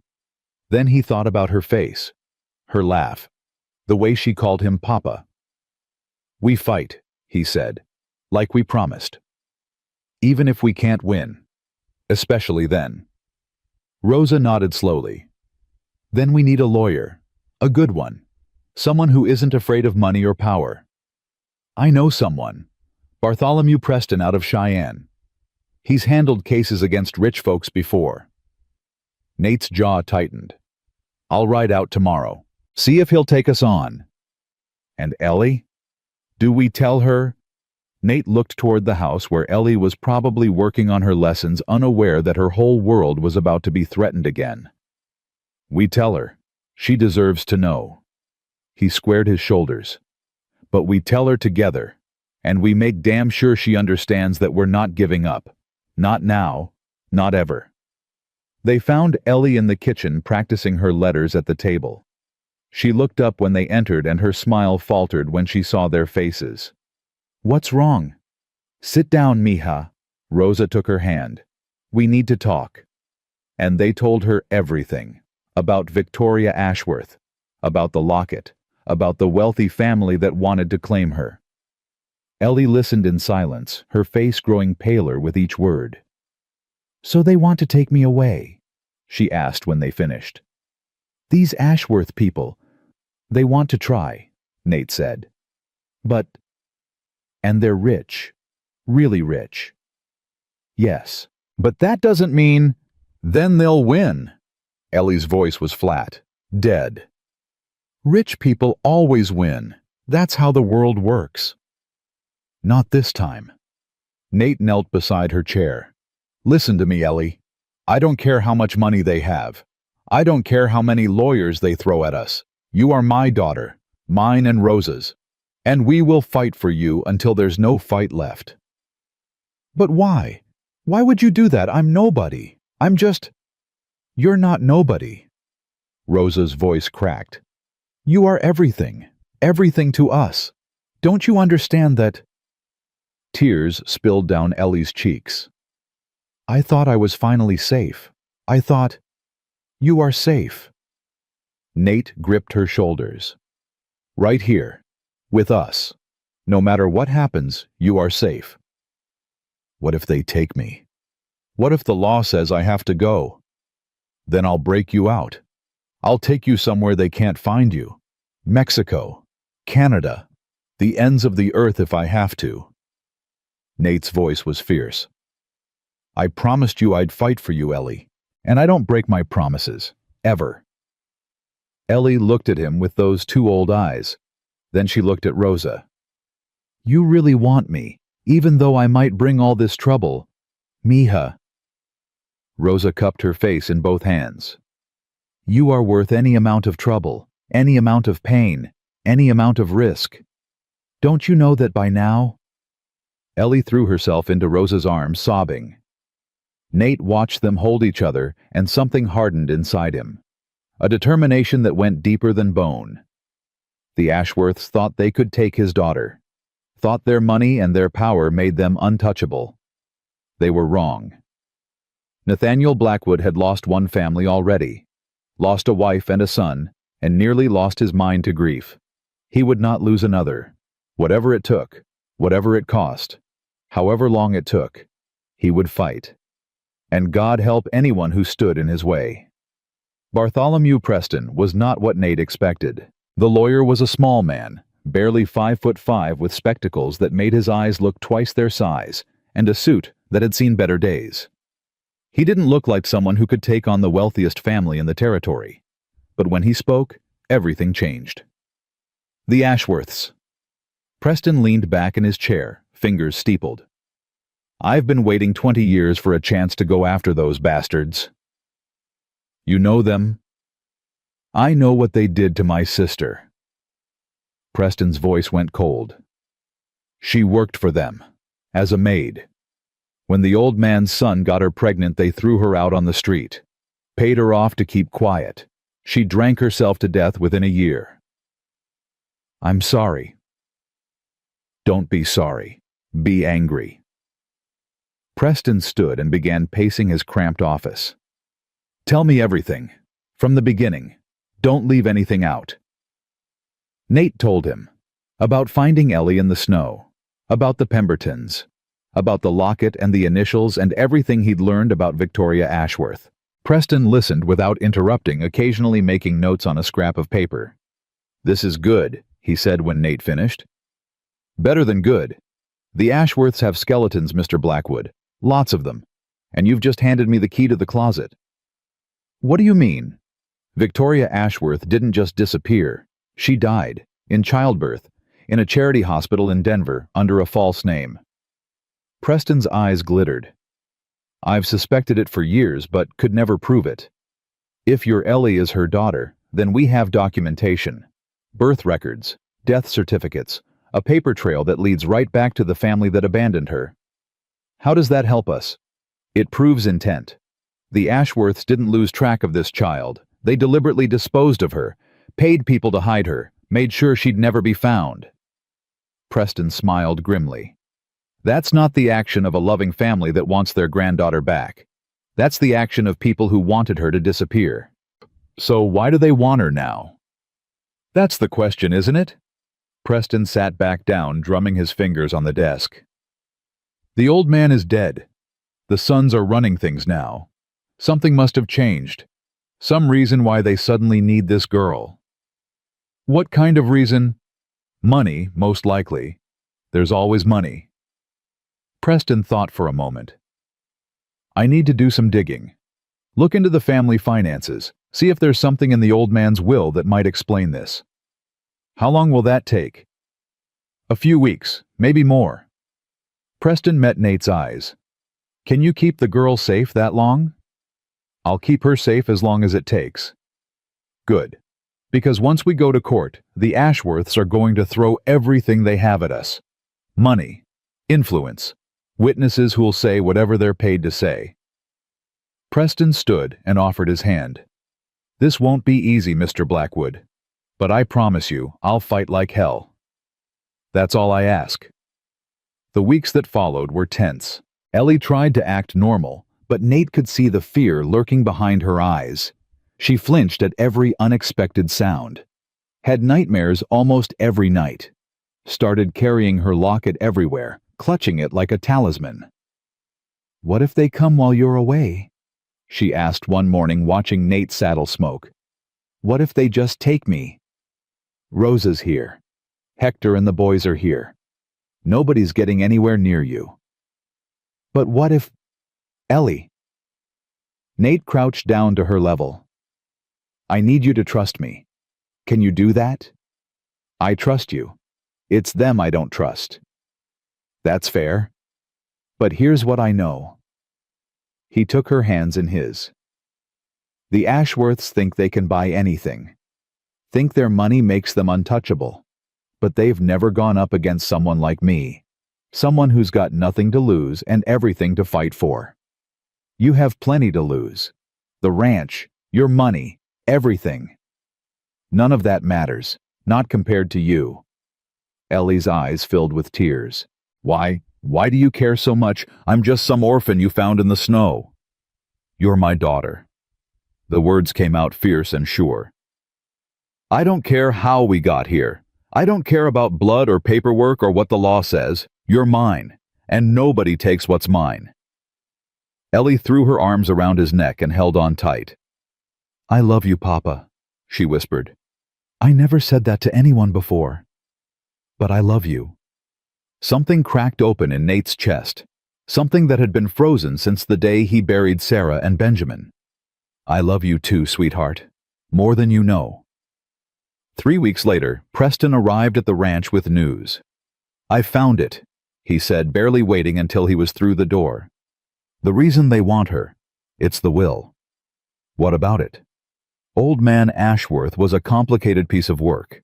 Loved his daughter Victoria more than his sons apparently. When she died, he changed his will. Left everything, the whole estate, in trust for her child. Nate felt the blood drain from his face. Everything? Mines, railroads, banks, real estate. We're talking millions, Mr. Blackwood. Maybe tens of millions. Preston's expression was grim. But here's the catch. The inheritance can only be claimed if the child is raised by a family member. If not, the whole estate goes to charity. So the sons get nothing, unless they can prove Ellie is Victoria's daughter and establish themselves as her guardians. Preston shook his head. They don't give a damn about that girl. They just want her inheritance. But if they raise her, they control the money, until she turns 21, and a lot can happen in 12 years. Accidents, illnesses, a young girl dying tragically before she comes of age. Preston's voice was flat. It's happened before. With the Ashworths specifically. Nate's hands curled into fists. You're saying they might hurt her. I'm saying they have millions of reasons to make sure she never sees her 21st birthday, and a history of making problems disappear. Rosa appeared in the doorway, her face white. Madre de Dios, these people, they're monsters. They're worse than monsters. They're respectable. Preston's mouth twisted. That's what makes them dangerous. Nobody believes the nice rich family from Boston could do anything wrong. So what do? Nate asked. We fight. Harder than ever. Preston pulled papers from his satchel.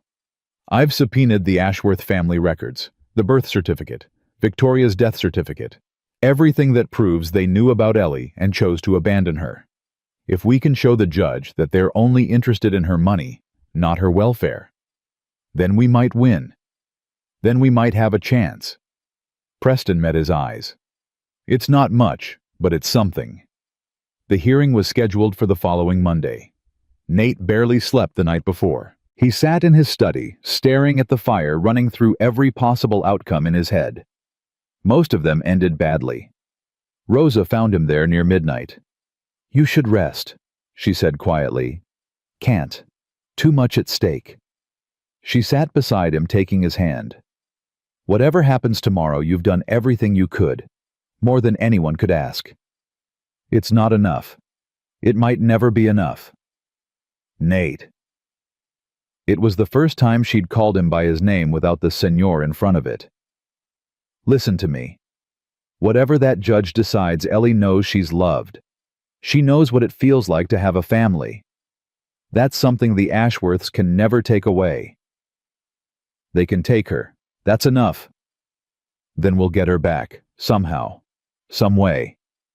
Rosa's voice was fierce. I didn't survive losing my daughter and my husband to give up now. I didn't wait 30 years for a second chance at happiness just to let it slip away. Nate looked at her. Really looked at her. This woman who'd stood by him through everything. Who'd offered herself to save a child she barely knew. Who'd loved him quietly, patiently for years, without expecting anything in return. I'm sorry, he said. For what? For not seeing you. All these years you were right here, and I was too wrapped up in my own grief to notice. You see me now. That's what matters. He leaned forward and kissed her. Not gently this time. Not a promise or an obligation. A real kiss full of gratitude and respect, and something that might give in time become love. When they pulled apart, Rose's eyes were bright with tears. "Well," she said softly, "that took you long enough." "I'm a slow learner." "Yes, but you're worth waiting for." They sat together until dawn, not speaking, just holding hands. When the sun came up, they woke Ellie and got ready for the fight of their lives. The courthouse in Cheyenne was packed. Word had spread about the case, the rich Eastern family trying to claim an orphan girl from a frontier rancher. People had come from miles around to see how it played out. Nate sat at the defense table with Rosa and Ellie. Preston was beside them, organizing papers with calm efficiency. Across the aisle, the Ashworth contingent filled an entire row. Two well-dressed men in their 40s, the sons Nate assumed. Grimsby the lawyer, and a small army of assistants and clerks. The older of the two Ashworth brothers caught Nate's eye and smiled. Cold, superior. The smile of a man who'd never lost at anything in his life. Nate smiled back. Just as cold. Judge Morrison entered and everyone rose. He was an older man, white-haired and stern-faced, with the look of someone who'd seen everything and wasn't impressed by any of it. "Be seated." Morrison shuffled some papers. "We're here today in the matter of Ashworth v. Blackwood regarding the custody of the minor child Eleanor McIntyre, also known as Eleanor Ashworth. Mr. Grimsby, you may begin." Grimsby stood buttoning his expensive jacket. "Your Honor, this is a simple case. My clients Randolph and Marcus Ashworth are the rightful uncles of Eleanor Ashworth, the only living child of their late sister Victoria. For 9 years, this child has been lost, hidden away by unscrupulous individuals who were paid to keep her existence a secret." Objection. Preston was on his feet. Those unscrupulous individuals were paid by the Ashworth family themselves. "Mr. Preston, you'll have your chance." Morrison fixed him with a stern look. "Continue, Mr. Grimsby." "Thank you, Your Honor. The Ashworths have recently learned of Eleanor's whereabouts and have come to claim her. They wish to give her a proper home, a proper education, and access to the inheritance that is rightfully hers." "And the current guardians?" "Mr. and Mrs. Blackwood have no legal claim to the child. They found her abandoned and chose to keep her without notifying the proper authorities. While their intentions may have been good, the law is clear. Blood relatives have prior claim." "Thank you." Morrison turned. "Mr. Preston." Preston stood slowly, deliberately. "Your Honor, I'd like to start by correcting some misrepresentations. My clients did notify the authorities. A representative of the Children's Welfare Society visited their home and found Eleanor to be well cared for and thriving. I have her report here." He handed the document to the bailiff who passed it to the judge. "Furthermore, I intend to prove that the Ashworth family didn't lose this child. They abandoned her, deliberately, cruelly, and now they seek to reclaim her not out of love or family feeling, but out of simple greed." Murmurs rippled through the courtroom. Morrison banged his gavel.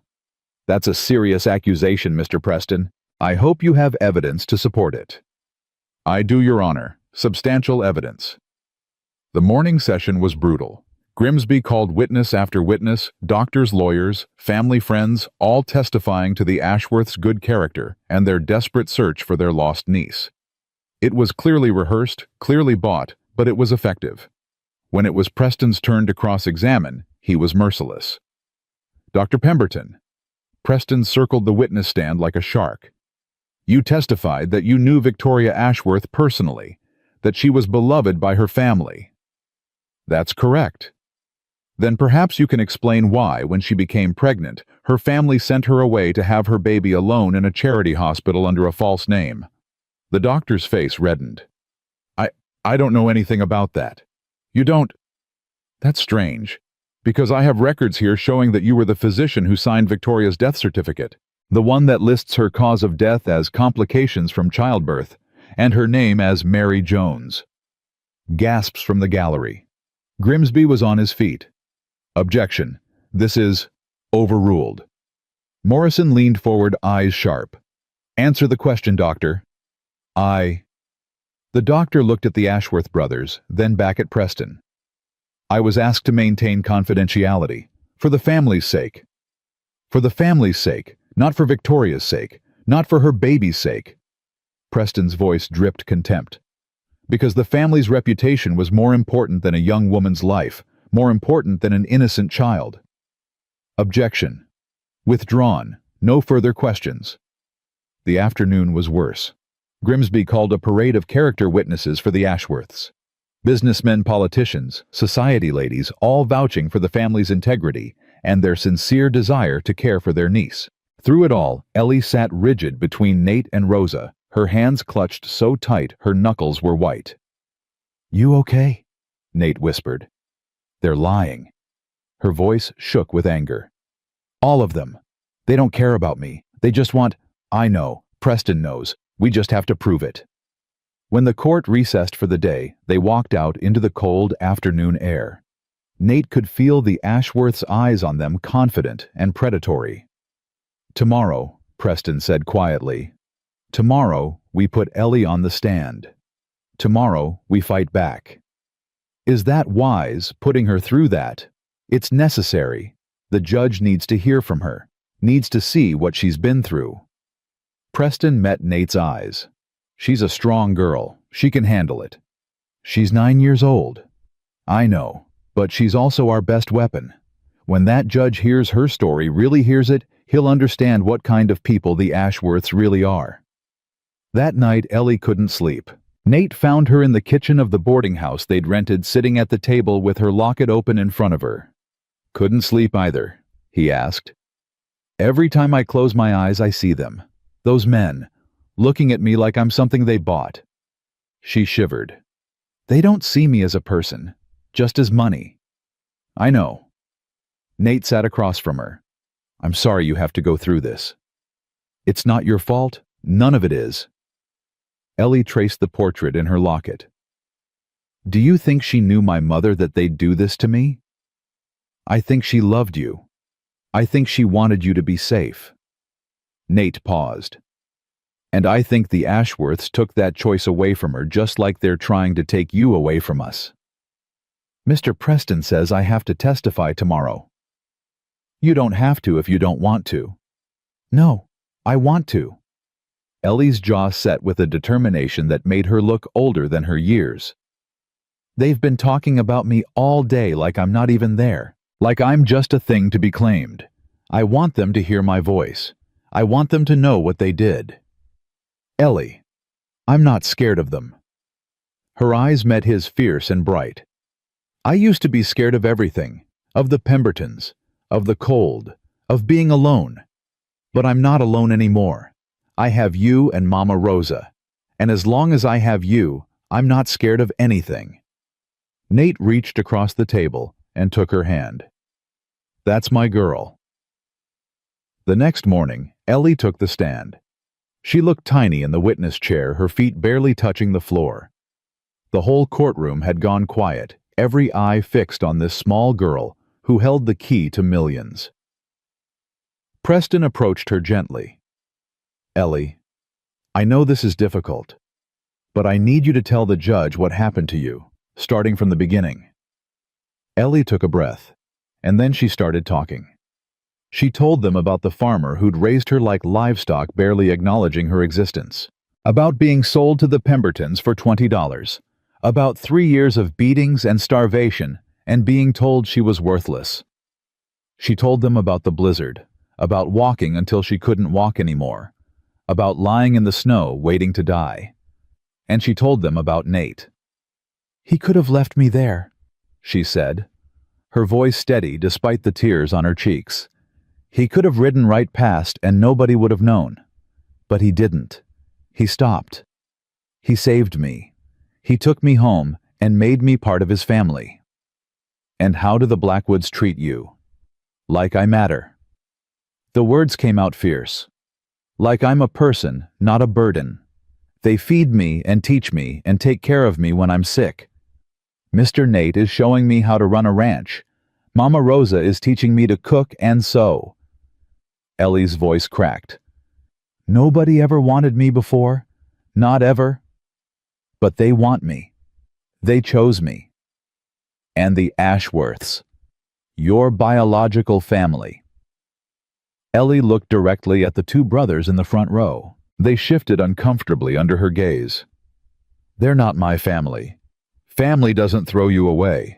Family doesn't pay people to hide you. Family doesn't show up 9 years later just because you're worth something now. Her voice rose. I didn't matter to them when I was starving. I didn't matter when I was being beaten. I only matter now because I have money they want. Objection. Grimsby was on his feet. The witness is speculating about my client's motives. Sustained.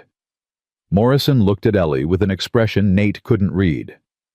Young lady, please confine yourself to facts. Those are the facts. Ellie didn't flinch. They had 9 years to find me. 9 years to care. They didn't. And now they want to take me away from the only real family I've ever had. How is that not about money? The courtroom erupted. Morrison banged his gavel repeatedly. Order, order. He glared at both tables. We'll take a 30-minute recess. When we return, I expect decorum from everyone involved.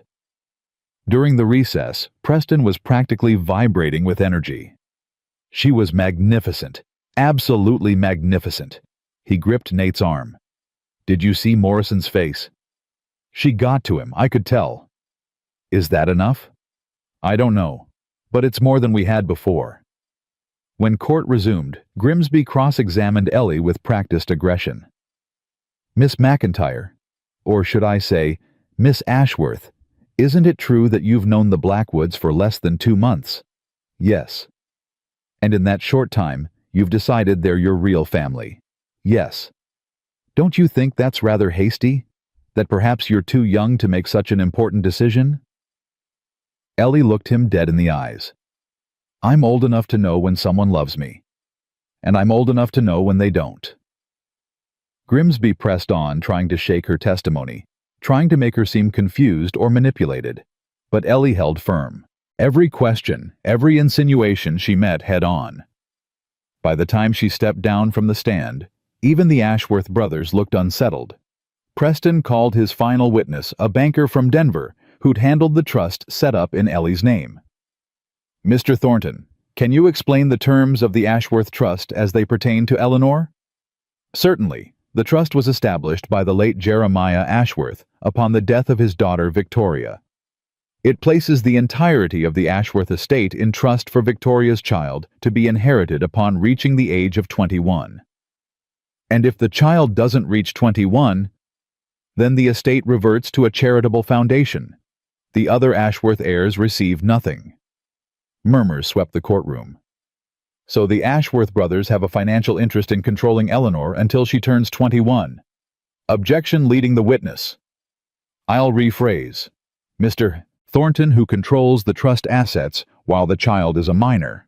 Her legal guardian. They have full discretion over investments, expenditures, and distributions from the trust. Full discretion. So a guardian could theoretically drain the trust completely before the child ever sees a penny. Thornton hesitated. Theoretically, yes, although there are safeguards. Thank you. No further questions. Grimsby tried to recover in his closing argument, painting the Ashworths as loving relatives who only wanted what was best for their niece. But the damage was done. Everyone in that courtroom knew what this case was really about. Preston's closing was brief but devastating. Your Honor, this case isn't complicated. A wealthy family abandoned a child because she was inconvenient. They paid to hide her, then forgot about her for 9 years. Now they want her back, not because they love her, not because they care about her welfare, but because she stands between them and a fortune. He gestured toward Nate, Rosa, and Ellie. These people, the Blackwoods, they didn't have to take Eleanor in. They didn't have to love her, protect her, fight for her. But they did. Not for money, not for status, simply because it was the right thing to do. Preston turned back to the judge. The law may favor blood relatives, But Eleanor isn't just a set of chromosomes. She's a living, breathing child who has finally found a home. Don't take that away from her. Don't reward the people who threw her away. Do what's right." He sat down. Judge Morrison looked at both parties for a long moment. Then he gathered his papers. "I'll render my decision tomorrow morning. Court is adjourned." The night before the verdict, nobody slept. Nate paced the boarding house floor until Rosa made him stop. Ellie sat by the window watching the street below her, locket clutched in her hands. "What if he says no?" she whispered. "What if I have to go with them?" "Then we appeal." Nate's voice was steady despite the fear churning in his gut. "We fight. We never stop fighting." "But, Ellie?" He knelt beside her. "Whatever happens tomorrow, I need you to know something. You changed my life. You and Rosa, you gave me something to live for again. No matter what that judge says, no matter where you end up, that won't change. You're my daughter. Always." Ellie threw her arms around him. "I don't want to leave you. I don't want to leave home." "I know, sweetheart. I know."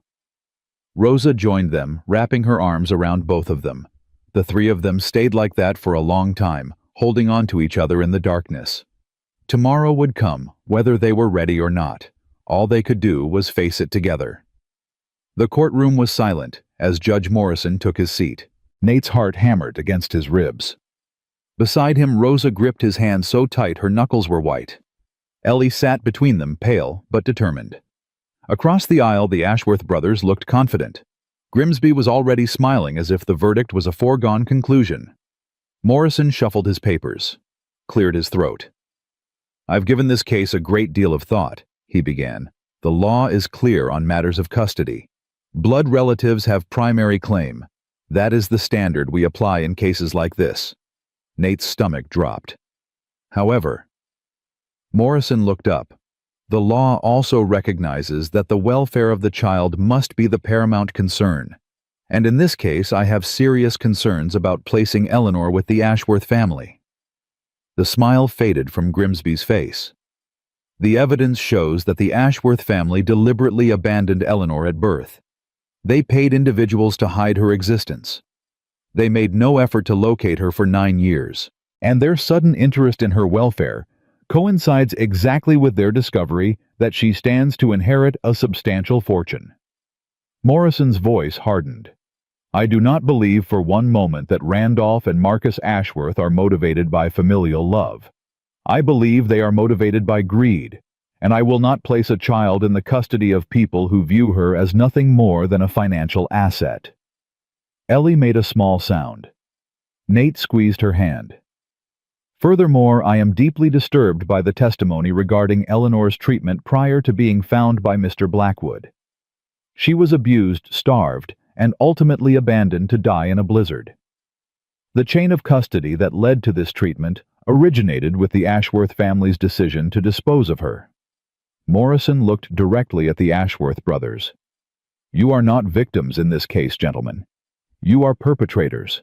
Your family created the circumstances that nearly cost this child her life. And now you expect me to reward you with custody." Randolph Ashworth was on his feet. "Your Honor, this is outrageous." "Sit down, Mr. Ashworth." Morrison's voice was ice. "I am not finished." Ashworth sat. "As for Mr. and Mrs. Blackwood," Morrison's expression softened slightly, "I have rarely seen a clearer example of genuine parental love. They took in a stranger's child, cared for her, protected her, and fought for her against overwhelming odds. They didn't do it for money or recognition. They did it because it was right." He picked up his gavel. "It is the ruling of this court that custody of Eleanor McIntyre, Eleanor Blackwood, is hereby granted to Nathaniel and Rosalinda Blackwood. The adoption proceedings they have initiated will proceed without interference.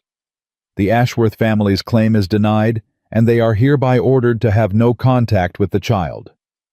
The gavel came down. "Court is adjourned."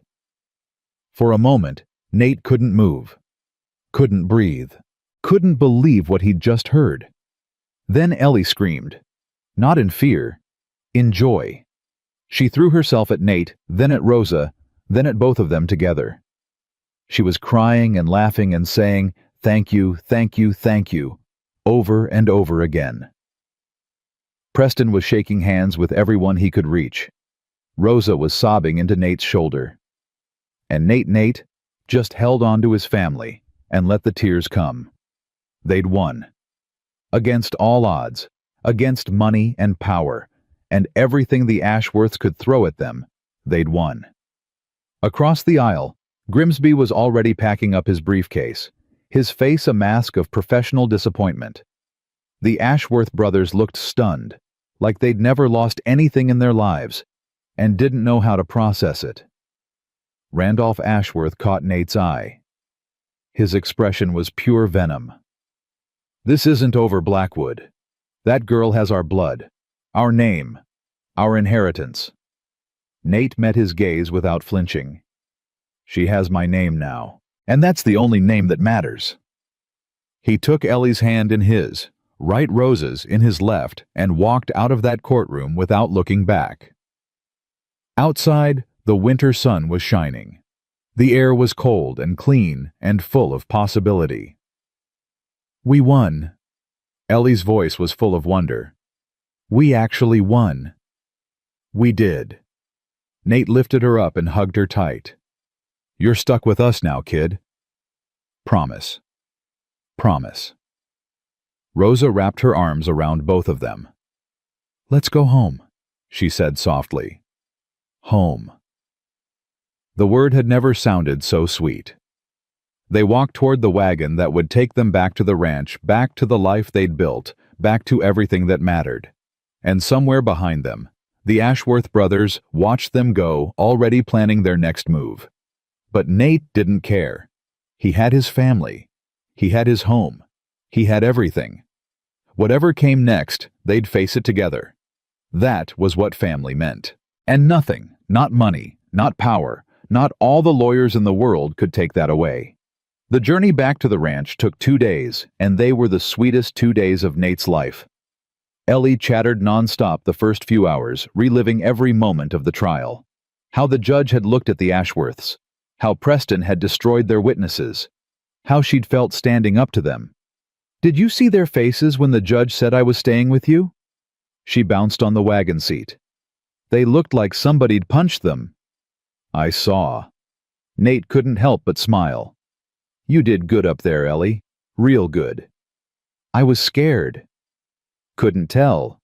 You looked brave as hell." "Nate." Rosa swatted his arm. "Language." "Sorry. Brave as heck." Ellie giggled. It was the most beautiful sound Nate had ever heard. They stopped for the night at a way station, and over dinner, Ellie got quiet. "What's wrong?" Rosa asked. "Nothing's wrong. Just thinking." Ellie pushed food around her plate. "Do you think they'll try again? The Ashworths?" "They might appeal the judge's decision," Nate said carefully. "But Preston says it's unlikely to succeed. Morrison's ruling was pretty clear." "That's not what I mean." Ellie looked up, her eyes too old again. "I mean, what if they don't go through the courts? What if they just try to take me?" "They won't." "How do you know?" "Because I'll kill anyone who tries." The thought came unbidden, fierce, and certain. But he couldn't say that to a 9-year-old. "Because you're legally ours now," he said instead. "The paperwork's filed. You're Eleanor Blackwood, daughter of Nathaniel and Rosalinda. That means something." "Does it?" "To people like them." Rosa reached across the table and took Ellie's hand. "Mija, listen to me. Those men had everything. Money, lawyers, power. And they still lost. Do you know why? Because the judge was fair. Because you told the truth. And because we love you more than they want your money." Rosa's voice was fierce. "Love is stronger than greed. Always. I want to believe that." "Then believe it. We won, Ellie. It's over." But Ellie didn't look convinced. They reached the ranch the next afternoon. Hector and the ranch hands had strung up a banner across the barn. "Welcome home." Ellie. Ellie burst into tears the moment she saw it. "You okay?" Nate asked. "Yeah, it's just nobody ever welcomed me anywhere before. Not really." "Better get used to it." Hector tipped his hat. "You're stuck with us now, Pequeña." That night they had a celebration. Rosa cooked enough food for an army, and the ranch hands all came up to the house.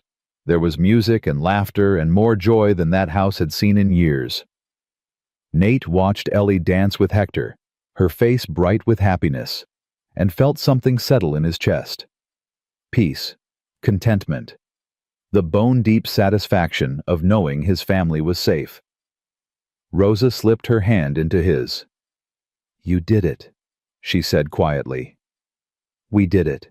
"No, you." She squeezed his hand. "You could have left that girl in the snow. Could have sent her to an orphanage once she was well. Could have given her up when the Ashworths came calling. But you didn't. You fought. She's worth fighting for." "I know, but not every man would have seen that." Rosa leaned against his shoulder. "You're a good man, Nathaniel Blackwood, whether you believe it or not." Later, after the hands had gone back to the bunkhouse and Ellie had finally fallen asleep, Nate stood on the back porch and looked out at his land. The snow gleamed silver in the moonlight. The mountains rose dark against the stars. Everything was still. Peaceful. Too peaceful. The feeling hit him like a punch to the gut. Something was wrong. He didn't know what, but every instinct he'd honed in 44 years was screaming at him to pay attention. "You feel it too." Rosa appeared beside him wrapped in a shawl. "Feel what?" "Like something bad is coming." Nate didn't deny it. Rosa knew him too well for lies.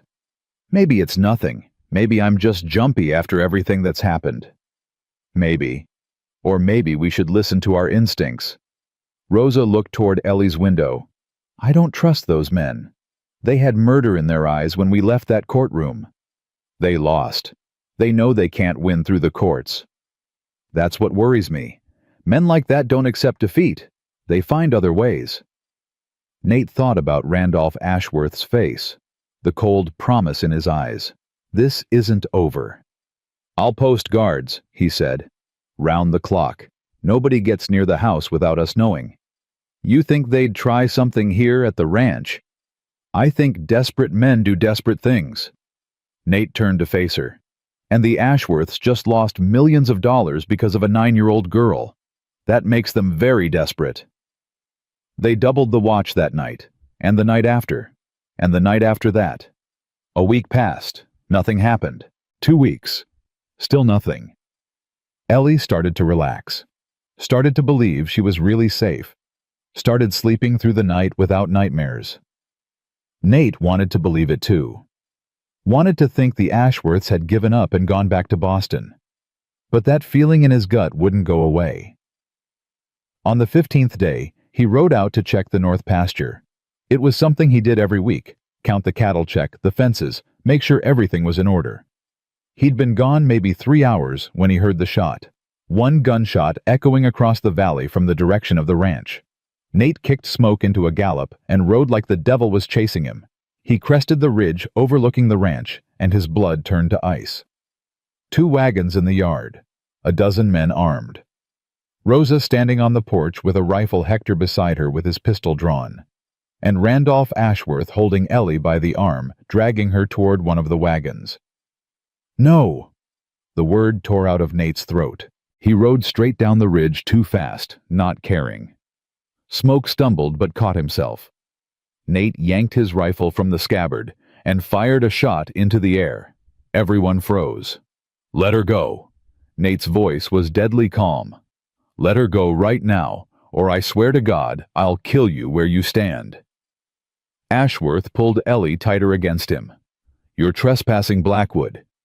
This is a citizen's arrest. The girl is coming with us." "Like hell she is." "We have new evidence. Proof that the adoption was fraudulent. A judge in Boston has issued a warrant.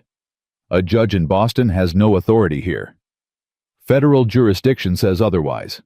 Ashworth gestured to one of his men who held up an official-looking document. "The marshal will be here tomorrow to enforce it. We're simply taking the girl into protective custody until he arrives." That's horseshit and you know it. Language Blackwood. There's a child present. Nate dismounted rifle still trained on Ashworth. Around him, ranch hands were appearing from the barn from the bunkhouse, all armed. You've got about 10 seconds to let that girl go before my men start shooting. And you've got about 5 seconds to stand down before my men return fire. Ashworth's smile was cold. I counted your people, Blackwood. You're outnumbered 2-1. This doesn't have to get bloody. Just let us take what's ours. She's not yours. She's never been yours. Papa! Ellie was crying, struggling against Ashworth's grip. Papa, help! The word broke something in Nate. He'd lost Sarah. He'd lost Benjamin. He'd spent 8 years in hell alone, and broken, and wishing he'd died instead of them. But he'd been given a second chance, a daughter who called him Papa, a family worth living for. He wasn't losing them. Not again. Not ever. Hector, Nate said quietly. On my signal. Si, jefe. Rosa, get down. Rosa dropped behind the porch railing. Ashworth, last chance, let her go.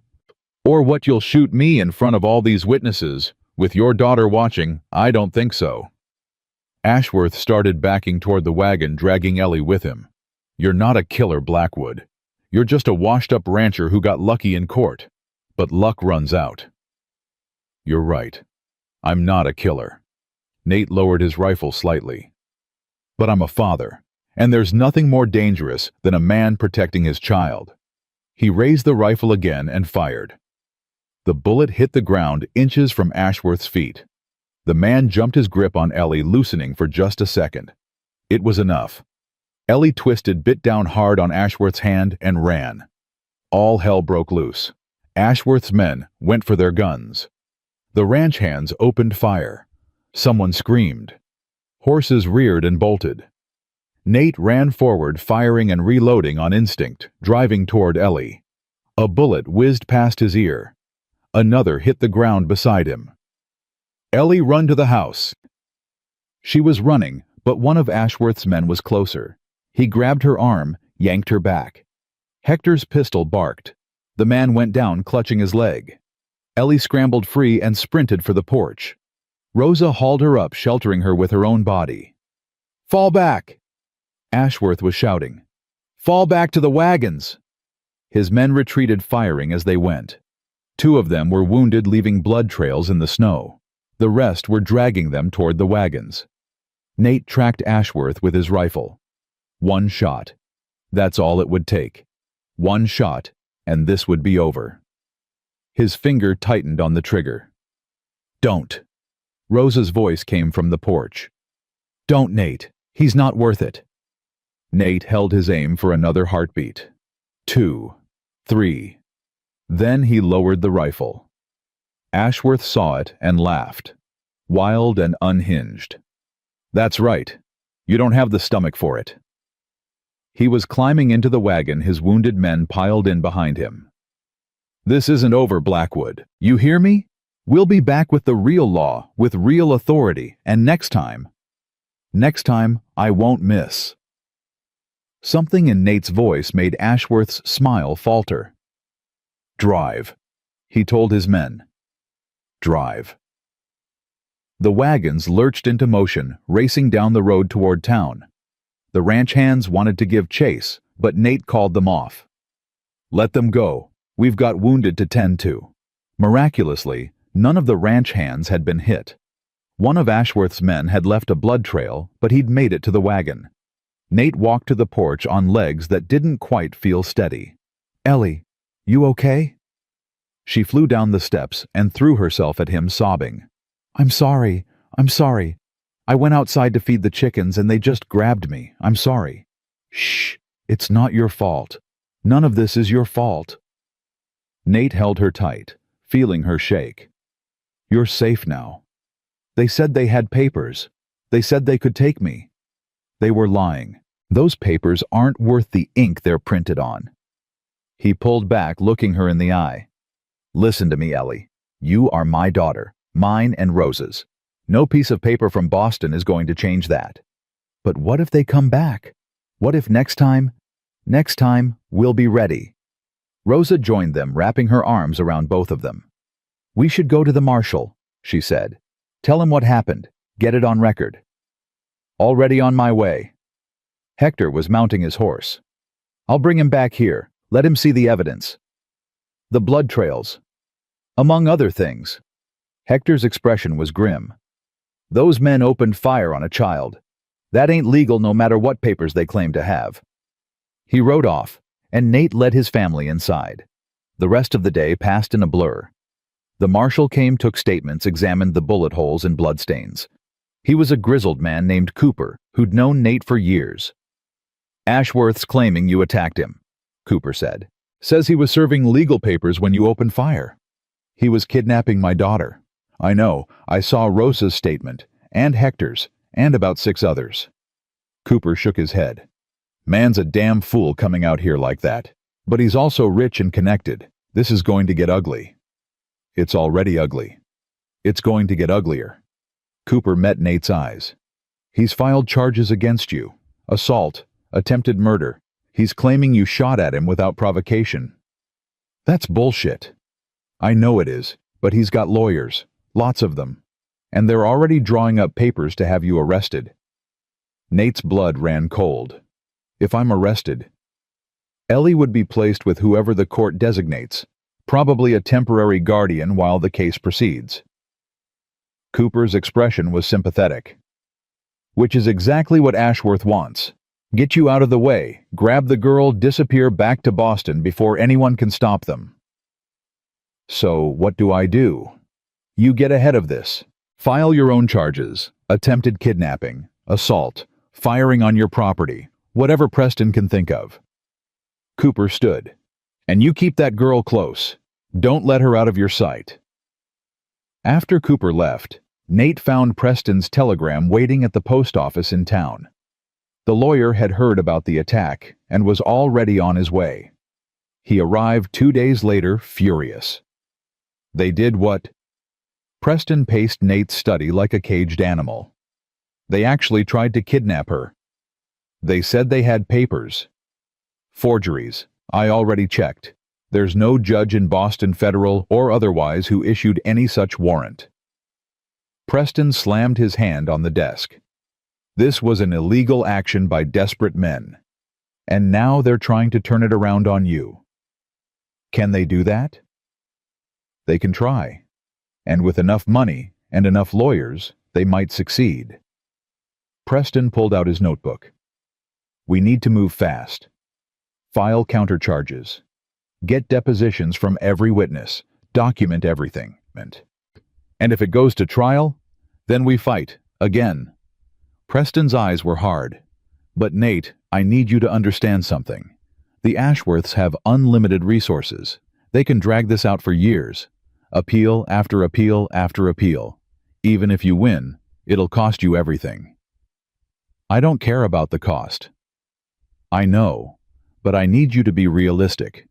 They're going to come at you with everything they have. Your finances, your past. They'll try to prove you're unfit. That Rosa married you under false pretenses. That Ellie was coerced into choosing you. None of that's true. Doesn't matter. Truth is what you can prove in court." Preston sat down heavily. "I'm not trying to discourage you. I'm trying to prepare you. This could be a long war." "Then it's a war." Nate's voice was steel. "I didn't start it. But I sure as hell plan to finish it." The next 3 months were the hardest of Nate's life. The legal battles consumed everything. Money, time, peace of mind. Every week brought new motions, new hearings, new attempts by the Ashworths to either take Ellie or destroy the Blackwoods trying. They tried to claim the ranch, tried to freeze Nate's assets, tried to have Rosa deported on some trumped-up immigration technicality. Preston fought them at every turn, but it was exhausting and expensive. Nate sold cattle, sold horses, mortgaged the ranch, whatever it took. Through it all, Ellie watched with frightened eyes. "We could just run," she said one night. "Go to Mexico or Canada, somewhere they can't find us." "No." Nate's voice was firm. "We don't run. We stand and fight. But you're losing everything. The ranch, your money. All because of me. Not because of you. Because of them. He took her hands. Ellie, listen. This ranch, this money, none of it matters. Not compared to you. I could lose everything and still have what's important. But, no buts. You're my daughter. That's not negotiable. That's not up for sale. And no amount of legal pressure is going to change my mind. Ellie cried herself to sleep that night. And many nights after. But she didn't give up. None of them did. Rosa took in sewing to help with money. Ellie did extra chores without being asked. The ranch hands worked double shifts without complaint. Everyone pulled together. Because they understood what was at stake. This wasn't just about one girl. It was about whether money and power could override love and family. Whether the law served justice or just served the wealthy. And slowly, painfully, they started to win. Preston got one of Ashworth's forged documents thrown out. Then another.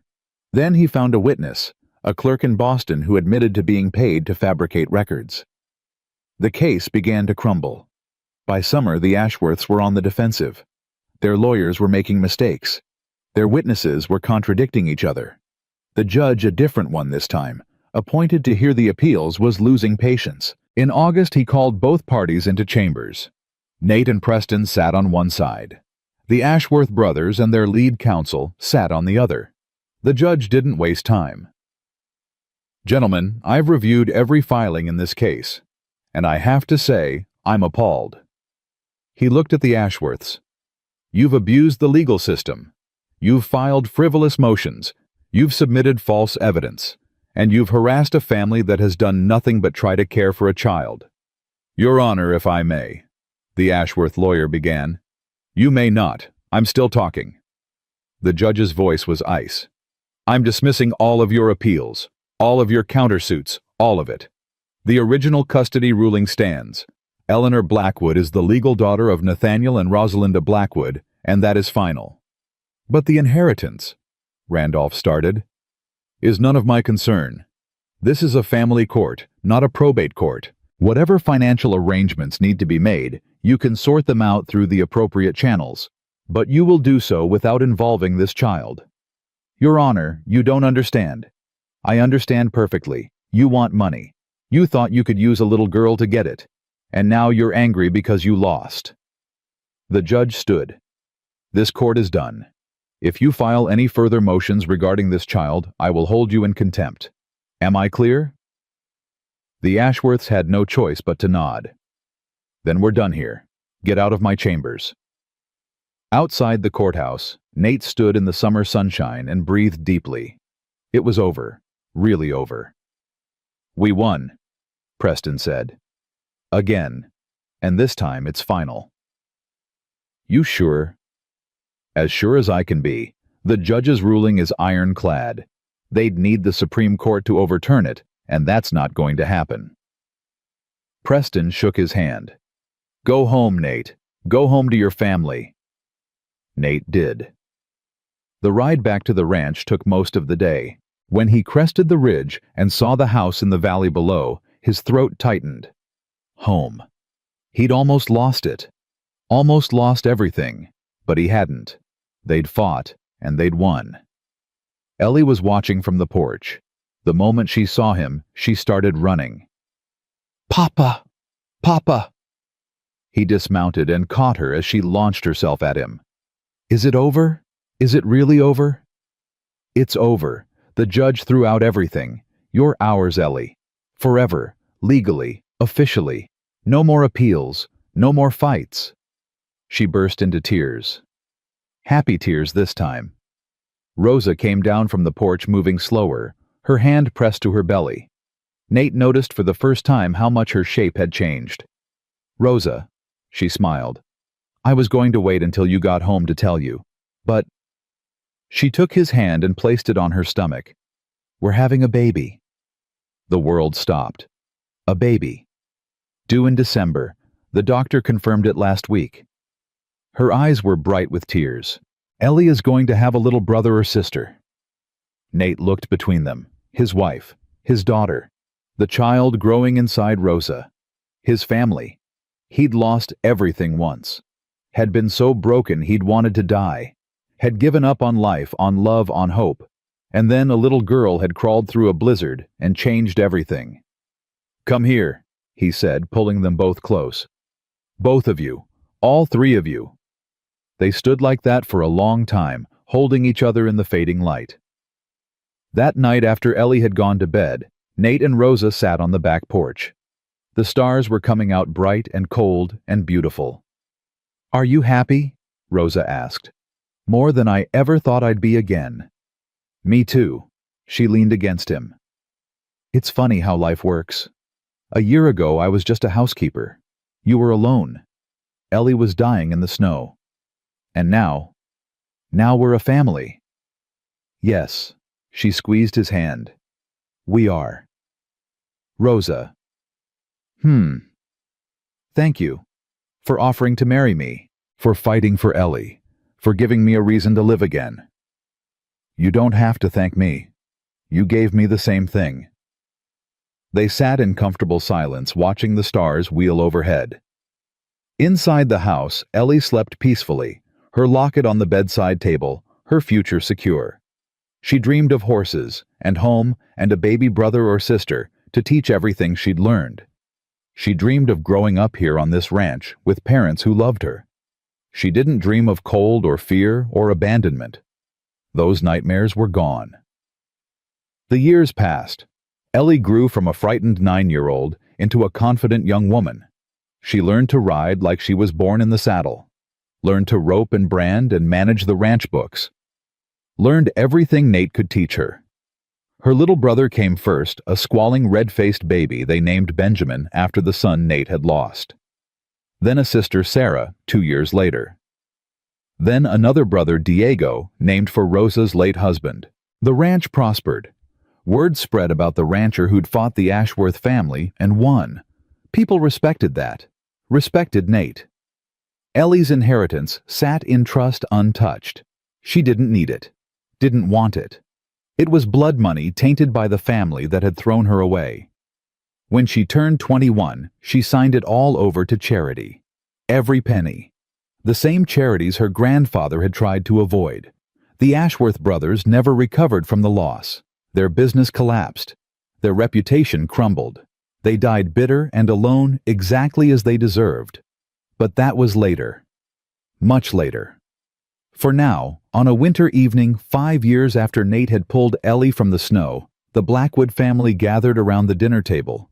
Ellie, 14, now helped Rosa serve the meal, while little Benjamin chased 3-year-old Sarah around the room. Nate watched them with a contentment so deep it hurt. "Papa," Ellie said, sitting down, "Hector says I'm ready to ride the North Range by myself. Says I know it as well as anyone." "You probably do.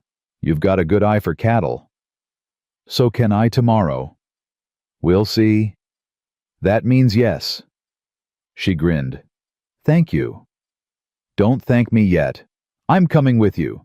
Make sure you really are ready." "I am ready. I've been ready for months." "Then one more day won't hurt." They ate in the warm glow of the fire with laughter and love filling the spaces where there had once been only silence. After dinner, Nate stood on the back porch with Rosa watching the snow fall. The same snow that had nearly killed Ellie. The same cold that had brought her into his life.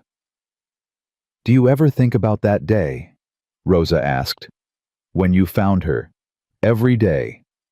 What do you think would have happened if you'd ridden past if smoke hadn't stopped?" "I don't know. Don't like to think about it." "But do you think it was fate, God? Some kind of miracle?" Nate thought about it. About a broken rancher who'd given up on life. About a dying child who wouldn't give up. About how their paths had crossed in the middle of nowhere. "I think," he said slowly, "that sometimes the universe gives you a second chance, if you're smart enough to take it. And you took it. We all did." He pulled her close. "You, me, Ellie. We all got a second chance. And we made damn sure not to waste it." Inside, Ellie was reading to her younger siblings. Her voice carried through the open door, telling a story about a brave girl and a fierce rancher, and a family built from love instead of blood. Nate listened and smiled. They'd come so far. Through blizzards and legal battles and the cruelty of people who valued money over human life. They'd lost and won again. But they'd done it together. And that made all the difference. "Come on," Rosa said, tugging his hand. "It's cold out here. Let's go inside." "In a minute." Nate stood there a moment longer, looking out at the snow-covered prairie. Somewhere out there in the darkness was the place where he'd found Ellie, the place where both their lives had changed forever. He sent up a silent prayer of thanks to whatever force had put him there that day, to whatever reason smoke had stopped, to whatever stubborn spark had kept Ellie alive long enough for him to find her. Then he turned and walked inside, closing the door on the cold. His family was waiting. His daughter, his wife, his children. Everything that mattered was right here in this house, in this moment. And Nathaniel Blackwood, broken rancher, reluctant father, fierce protector, finally understood what it meant to be truly wealthy. Not in money, not in land, not in any of the things the Ashworths had valued, but in love, in family, in the knowledge that you'd do anything, sacrifice everything to protect the people who mattered most. That was the only wealth worth having, and he wouldn't trade it for all the gold in the world.